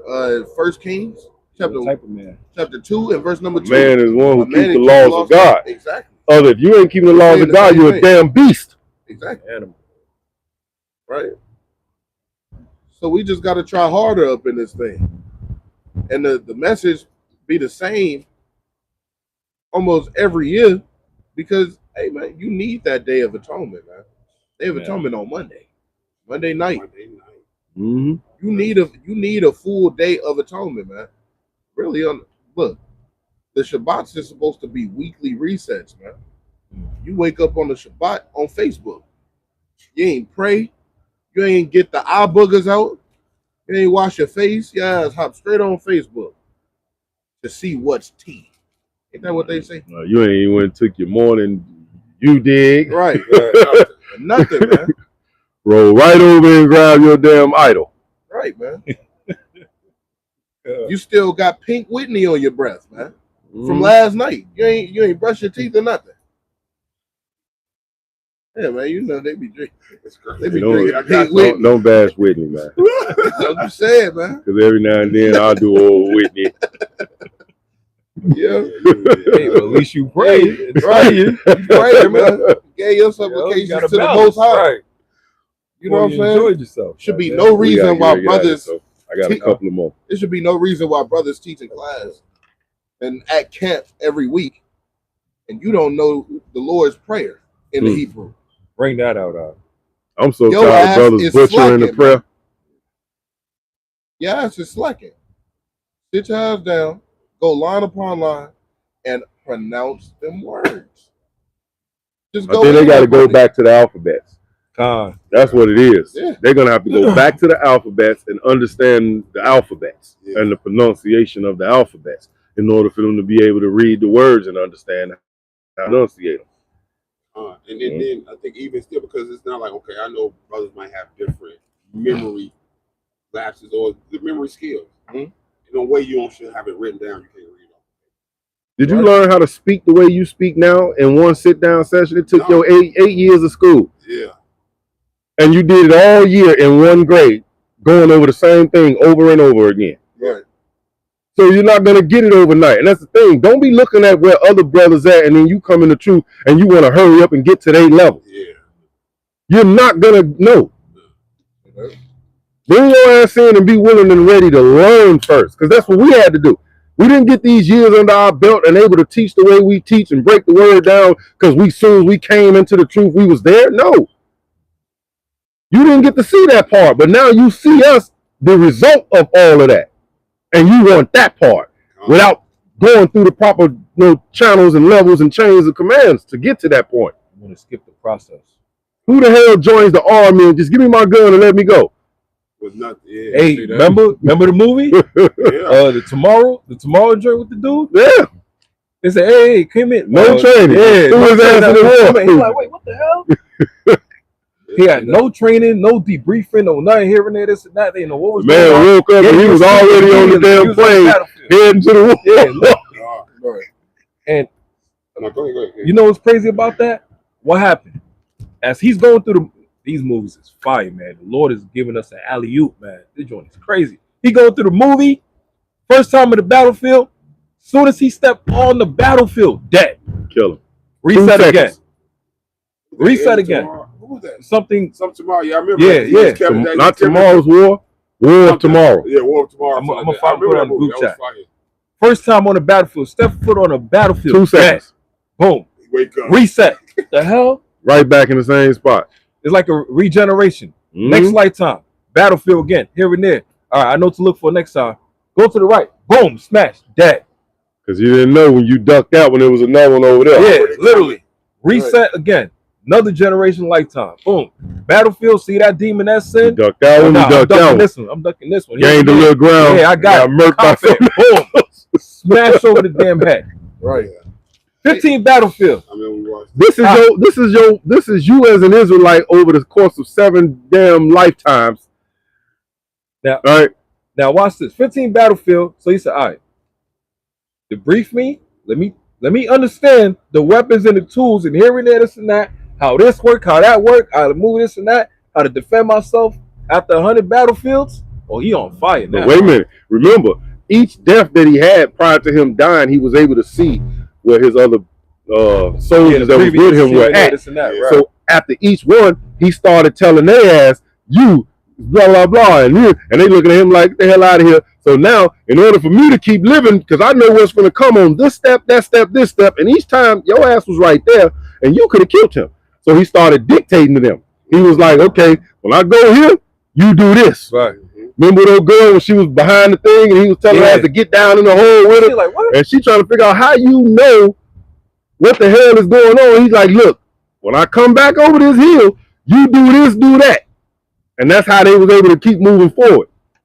He was playing chess in the piece. He had to organize everything and put everybody where they supposed to be. Yeah. Now, the reason why I say that, because even in that movie, same as with our people today, you don't understand the battlefield. Mm-hmm. You don't understand that you are on a battlefield, and not just in a battlefield or in a war zone. You don't know which war you're fighting in right now. You think you're just a civilian and that's it. Just because you're a civilian, you don't want to choose a different this and that, whatever. So you innocent. No, nigga. You're supposed to be on the side of the Lord. You on the battlefield, whether your enemy accept you or not, whether you accept it or not. You can get killed without defending yourself, knowing how to use your weapons or your sword, like the boss said yesterday. You fighting a physical war on a spiritual battlefield, and you don't even know what the hell is going on. You can't even see you're in the wrong war. Yeah. So it was another movie, I can't remember the name of it, where they had a war, and all the soldiers that died in the war, their spirits were still there in that place, and they were angry. So anytime anybody come through that space, the soldiers that had died, their spirits would attack them. So the thing was, you couldn't see them. They would manifest themselves as like light. And certain people they would allow to see them. The little kid could see them. So when the soldiers came in, they found him and his sister hiding under a tub. Miracle on 13th Street? I can't remember the name of the movie, but they was like in the center courtyard, and all them damn dead soldier spirits was up in buildings and stuff in the windows where the tanks and blew the side of the walls out, and they all standing there, and nobody could see them. But the little boy is looking, and he telling them like they all right there. So they had to create like a flashlight that when they aim the light, now you could see their bodies. You could see the soldier spirits.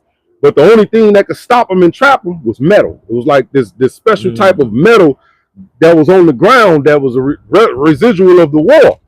And they couldn't cross over that. So they had to create weapons that shot that at them to kill them. The point I'm making is that they're on a battlefield fighting against actual spirits who can see them, can touch them, can destroy them, and you can't see them. You can't defend what you don't know is even there. So that's us today trying to fight against spiritual demons in high-powered places, and you can't even lay your eyes on them, and you don't equate that the trials and tribulations and the things that you're going through are caused by them. Right? The Nefarious movie. He explained all that to them. That's a must. That everything you going through, nigga, we doing it. And ain't nothing you can do about it. Because I'm stronger than you. I'm smarter than you. I'm even tapped into your thought process that whatever thought you have, I got a counter thought for it to make you think against it. The first person to talk you out of doing something is you. You come up with an idea for something, then the first thing you do is start thinking of all the unprosperous prospects of it.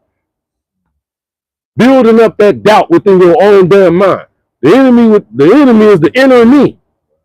You the first person to beat yourself up when you do things wrong, but then you'll still find the courage or whatever to still push forward and do it because you're telling yourself, hey, I heard all right, but I'm gonna still do it. Jake ass end up dead in jail. Because your mind told you no, but you still felt like for your lustly purposes of the flesh or whatever, that I'm gonna do it anyway and I'm gonna figure it out. No, you can't. It don't work like that. But let's go because we gotta go. So let me get these couple of them out the way. Get James 4 and 7. Oh, but before we do that, this is all I want to say. I want to ask a question real quick. Is there any account of wickedness before Adam and Eve were put in the garden?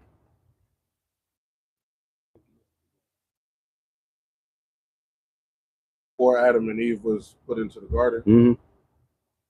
Yeah. I'll explain, right? It's the book of Genesis.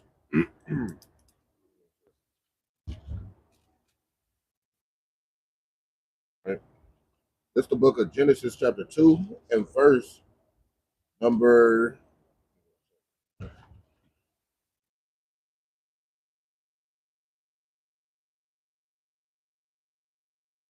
Where's it at?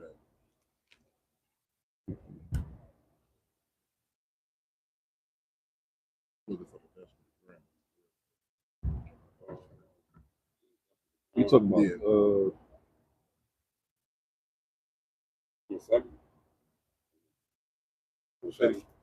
Yeah. This is the book of Genesis, chapter 2, and verse number 7. Right, and the Lord God formed man of the dust of the ground and breathed into his nostrils the breath of life, that man became a living soul. I brought that precept out because there's an underlying message in regards to being made from the dust of the ground, and that's to be brought through, basically to be formed from the dust of the ground is a character building method from the Most High, bringing you from hardships. But we know that those hardships, they're chastenings unto the children of the Most High God, right? I'm going to go to Job chapter 32.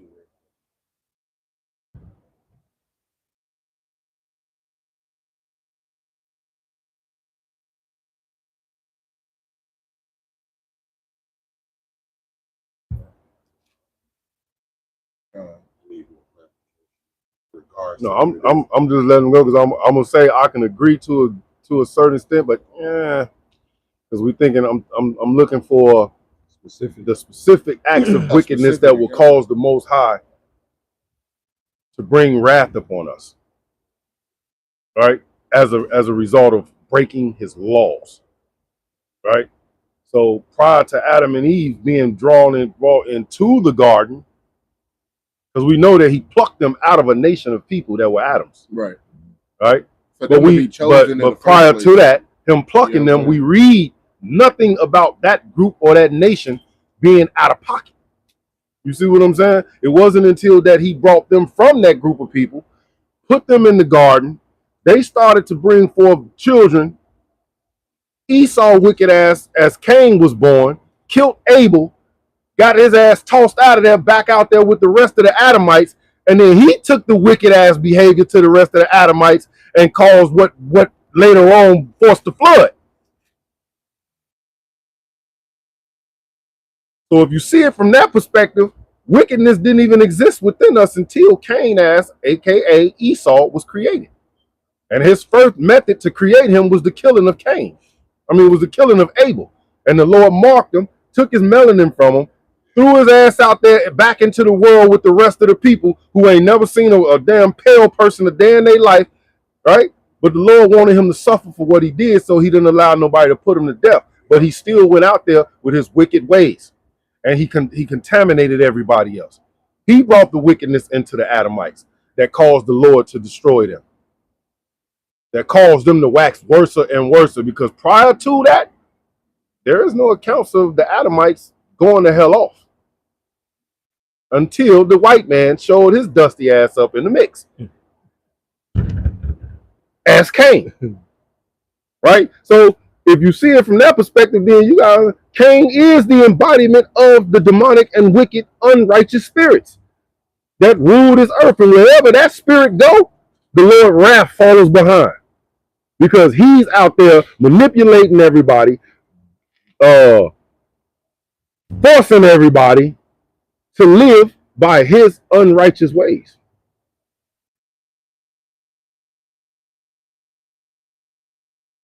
It tells us in verse 4, it says, submit yourself therefore to God, resist the devil, and he will flee from you. Who is the devil? Esau. Who is Esau? Cain. Resist that wicked bastard and his ways. Right? So, if he's the deceiver, he's the demonic, that's the spirit that lives within us as well. When you complex with the duality of man, you have the Abel in you and you got the Cain in you. Or you have the Seth in you and you got the Cain in you. One is of righteousness, one is of wickedness. The only problem is the earth was given into the hands of the wicked. It was given to Cain. It was given to Esau. Now, how is it that he was given his rightful place years later when he was brought back through Isaac and Rebekah? Over Jacob and Esau, right? Yeah.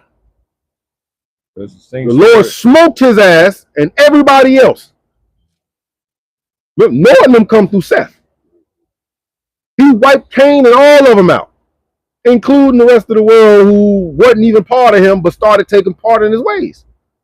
Then, decades later, generations later, the Lord bring his wicked ass back on the earth as who? Esau. And what do he give him as a blessing? Yeah, that sword. The spirit of wickedness, unrighteousness, war, destruction, death. He's a damn death angel, man. Right? Creator of death. The first death you ever read about was him killing. Yeah, father the murderer. The first lie you ever heard was him. So when we think about these demons, you gotta see the physical counterpart is all around you. As a white man, white woman, and child. No matter how nice they try to act, like maybe the wickedness haven't arose in them yet, but put them in the right conditions under the right circumstances where the white man really had his foot on our neck through Jim Crow and all of that, all they asses, even if they weren't beating blacks and treating them bogus, you were still living off of that. You were scared to be seen, some of them were scared to be seen with our people. Because Esau was even killing white people who acted like they had love for blacks. So I'm just showing you that from the inside outward, you're able to see the demons that we deal with. But if you're not keeping these laws and commandments, then you can't see the demons. That's why when we out there, our people want to defend the white man. They don't equate their demonic disposition to him because they don't see him for who he is. He was created to be that. This goes back to the original point that I was making. I want to tell you about the Lord. How do you grasp and measure the immenseness of your power if there's no adversity to said power? There is no Superman without Zod, right? There is no Batman without Joker and Penguin them. He's just another damn citizen. You have to have your adversary. You need a challenger. Cain was the adversary. Esau is the adversary. So when you think Satan, you think devil, Lucifer, however you want to do it, all of those are damn Edomites. They're all demonic, unrighteous spiritual energies in the form of human flesh today. And the problem is they succeeded at tricking some of our people into seeing it their way. All right? So get Luke 8:2, and somebody get Jude 1:6. Now somebody gonna be simple, huh? They be simple all they want. I'm tired. I ain't talking to your dumb ass if it's going over your head. Somebody gonna be simple. HOI believes that Lucifer is Satan. That's what they gonna say, man. They can say what they want. If you don't understand that. Who was Lucifer? Their first estate. That's your choice. That's of your free will to keep the law or break it. That's why in Deuteronomy 30 he gives you the option to keep the law or not. And if you choose to keep it, you'll have an abundance of life, you and your children. If you choose to exercise your free will at this moment to decide right or wrong, and you say you ain't gonna keep my life, I'm gonna smoke your ass and your kids to the third and fourth generation. So the angels which kept not their first estate. Go ahead. And the angels which kept not their first estate, but left their own habitation. What? Now this is how you tie it in. Their habitation. What is the habitation of the angels of the Lord that dwell on the earth? What was our habitation? Our own.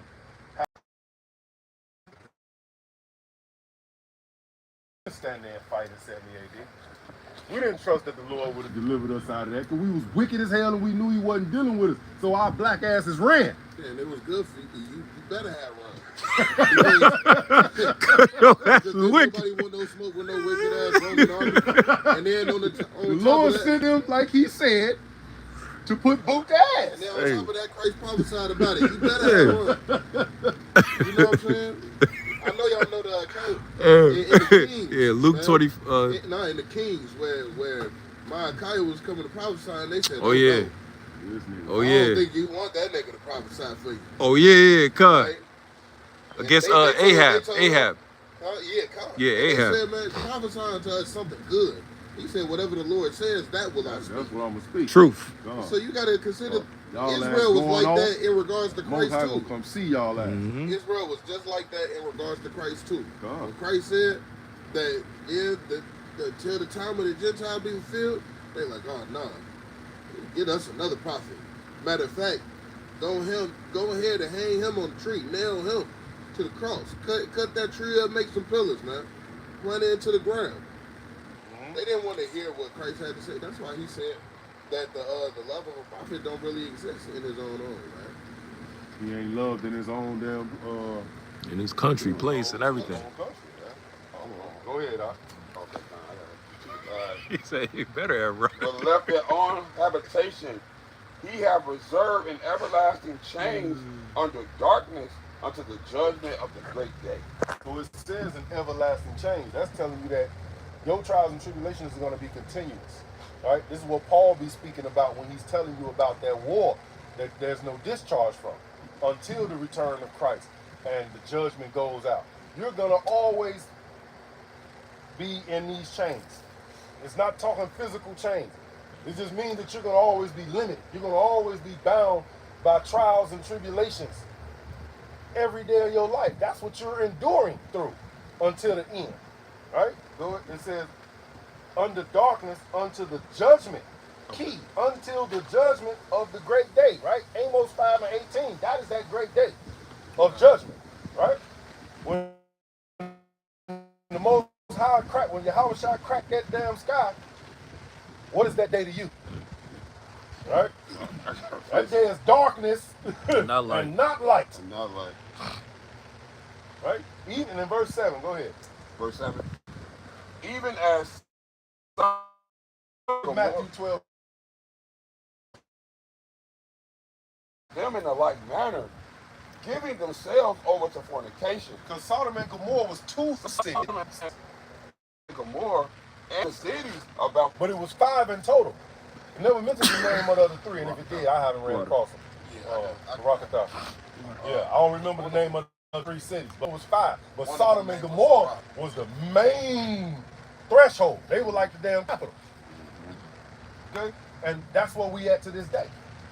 America is that Sodom and Gomorrah. But when you think about the 5 cities, it's running rampant in New York, it's running rampant in Atlanta, it's running rampant in Chicago, LA, DC. 5 major cities, and it was 5 cities there that got destroyed. Popular and everything. Right? Go ahead. and going after strange flesh. Men with men, women with women. Esau want to pop the flesh of the tree. He want to pop the bush, right? He want to pop the dog, the cat, right? Go over there fondling the snakes, Sheep, sheep, shark, alligator. pigs. Yeah, he just popping every damn thing, man. Going after all flesh. Nothing off limits to this bastard, man. And he done perverted Israel with that do as thou wilt, Alistair Crowley ass spirit. And the Lord said to love thou. Of course you gonna say that when you know he don't love you. You prophesied to be put to death. However it go, you gonna get death. So you just trying to take as many people with him as he can.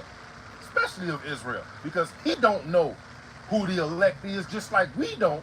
So everybody has a target. Somewhere amongst these niggas, we gonna knock some of that elect off. Yeah, we gonna find. Right? Right there. Right? What's the Proverbs there? If I sent 50 snakes in there, 25 poison, 25 not, you gonna wait to find out which one's the poison one, or you gonna see all of them as poison? All they has poison. So that's how he see it. I ain't looking for the elect. Smoke all of them damn Israelites. I'm sure the elect is among some of them we killed. He cast that net. He Yeah, cast he that just cast it wide net. Right. See, he got the Longshank spirit. Oh, They yeah. went to war. Longshank was dropping bombs on every damn body. His damn generals is like, sir, but our men are still on the battlefield. He looked at them calm as hell and said, we're gonna kill their people too. Yeah. You don't give a damn. I will kill my own just to make sure that they black asses get took off. That's Esau. That's Esau. He ate our guts, boy. Right? Go ahead, I'll finish it up. Con. Are set forth for an example, suffering the vengeance of eternal fire. See that? And that's what we fighting against. That's one of those spiritual wickedness in high places, them powers, man, that we fighting against. We trying to fight against that damn eternal fire. Fire, that's a spirit created for the vengeance of the Lord. I think you find that in 2nd Ezra. Yeah. And Sirach 39. Sirach. Yeah, 39 and 39. That's a spirit that was created for vengeance. Just like prophecy is a spirit. You don't even know that. Prophecy itself is a spirit. You can find that in Psalms. I think it's 119 And also, I think it's 2nd Ezra 15 and 1. 19 and 10. Revelations 19 and 10. Get that, somebody. Yeah, the spirit of prophecy. Yeah. Prophecy is a spirit itself. I think that's something that might be a future lesson. Ooh. Then they fight. They do what all was a spirit that was created for a specific purpose. Then you'll know if a person is moving in what type of spirit if you understand all the spirits. That's probably. But who got Matthew 12 and 22? Somebody got Matthew 10 and 1. And they ended with 22. You still want that revelation? Yeah, that's just because I said it. So let's just prove that. This Revelation chapter 19 and number 10. And I fell at his feet to worship him. And he said to me, see, thou do it not. I am thy fellow servant and of thy brethren that have the testimony of Yahushua. Worship God, for the testimony of Yahushua is the spirit of prophecy. When you speaking, thus say the Holy Bible, thus say Yahushua, that's a spirit of prophecy. And we know it exists. Before time, in time, and here we go. After time. All right. Matthew 12 and 22. Matthew chapter 12 and verse number 22. Then it was brought unto him one possessed with the devil, the blind and dumb, and he healed him, insomuch that the blind and dumb both spake and saw. And all the people were amazed and said, is not this the son of David?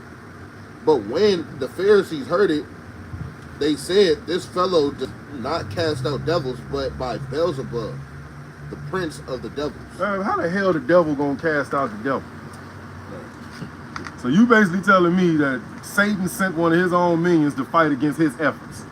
That sounds like espionage to me. Right. That's counterproductive. Right. But what you're witnessing is the non-belief of Israelites. Their cognitive dissonance. Y'all know damn well I'm the son of the Most High, man. Y'all done seen all the miracles I done done, but because it don't fit y'all narrative, and it's cutting y'all to shreds, and it's forcing y'all to have to, well, it's making the claim that y'all need to repent and turn from what y'all doing, and y'all don't want to do that. So you're going to try to demonize me and the words of the Most High. That's blasphemy. Right? But it brought out the spirit side of him of the blind. It said, brought one unto him possessed with a devil. Key word, a devil. Single. Blind and dumb. So this one devil possessed two abilities.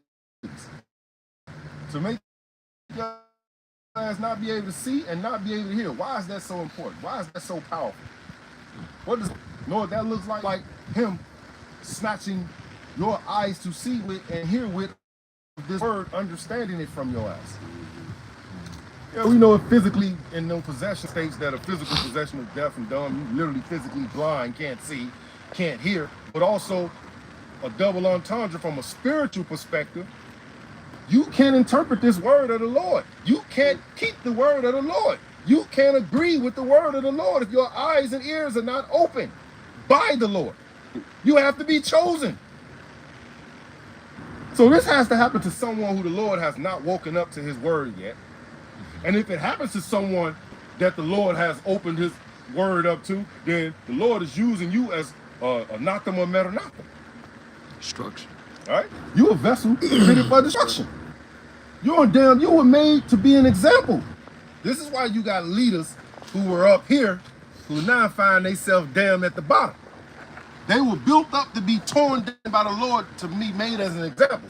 But because you don't have the spiritual eyes to see, you just see the physical act that he created that he done as the reason why he was brought down from that estate. The Lord makes kings and kill kings. What is it? Kingdoms. Yeah. Right? He make Daniel kingdoms and 4:17. take kingdoms away from you, roughly paraphrasing. All right?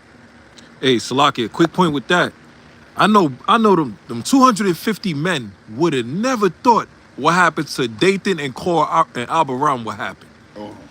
I bet they never thought that would happen to them, man. Princes, royalty, had money, status, all of this stuff. That's why they were so confident to speak against Moses and cocky, like right? that, yeah.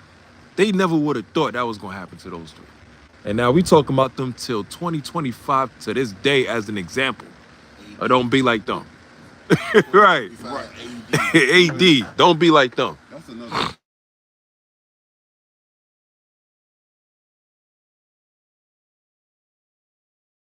The village started murmuring again. The The next Lord, day. the next day, Lord The had next to day. do it to like, you didn't just see what the Lord did to them, man. That you literally just witnessed the ground open up, swallow That them, was the second time. families, everybody, whole, and you come back murmuring the next day. Talking crap. See, and that's why Isaiah says, man, except that the Lord should have put aside a remnant, we should have been as Sodom and went out like Gomorrah, man. Bro. Because the Lord, look, for them to see the ground open up, swallow them, And close. And close Right. back. Not a sinkhole. right, It literally. and then the Lord pop out and smoke them. Like, come on, man. For you to literally walk, you walked where whales didn't touch the bottom of the Right. sea. You gotta imagine when the Red Sea did this, and the water was hundreds of feet up in the air. They walking looking like they're the damn Shed Aquarium. Right, they right, walking right. through the walkway, but you looking at the damn fish. They Right. can't even. The Lord ain't even allowing them to come through that and just fall out on the dry ground and block it. He prevented them from even doing that. Hand of So they God. literally just there like you looking at you walking through this big giant fish tank. Well, you literally can just stick your hand in there and touch a fish. Or why that fish didn't just come out? Why they wasn't able to just come? Because the Lord held back. It's the same way as the Atlantic Ocean and the Pacific. Oh, yeah. Those two waters Water just never mix. never. How? How? If I had to prove that the Most High existed, that would be my point, and ain't nobody gonna be able to ever dispute that. Prove to me with your scientists and your damn physiologists and all of them people why those two waters are not merging. Because if I pour some water in this damn cup and get some other water, they're gonna blend and become one water. Come. Them Now, how sisters is that have a possible? divided line, and you can see the color. You literally can see the color differentiation That's between the crazy. two waters. Right. Yeah. See, How? But they look, but that's the thing, man. With the miracle that Lord done put in front of you because your ass With worried just about parting the heathen that sea. He killing, man, for your sake. But just to get to the wilderness and be like, well, Lord, you brought us out here just to kill us. You should have left us back with them. Then why you going? You like, They didn't go around and make everybody leave. Right. They put the word out and everybody bounced. You could have kept your black ass there. Right, Uh-huh. no, but for one thing, bro. they call it the land of milk and honey. Right. After the Lord has laid waste to that place, you don't got no vegetation there. Them little all your shit up, man. And before that, Indeed. y'all were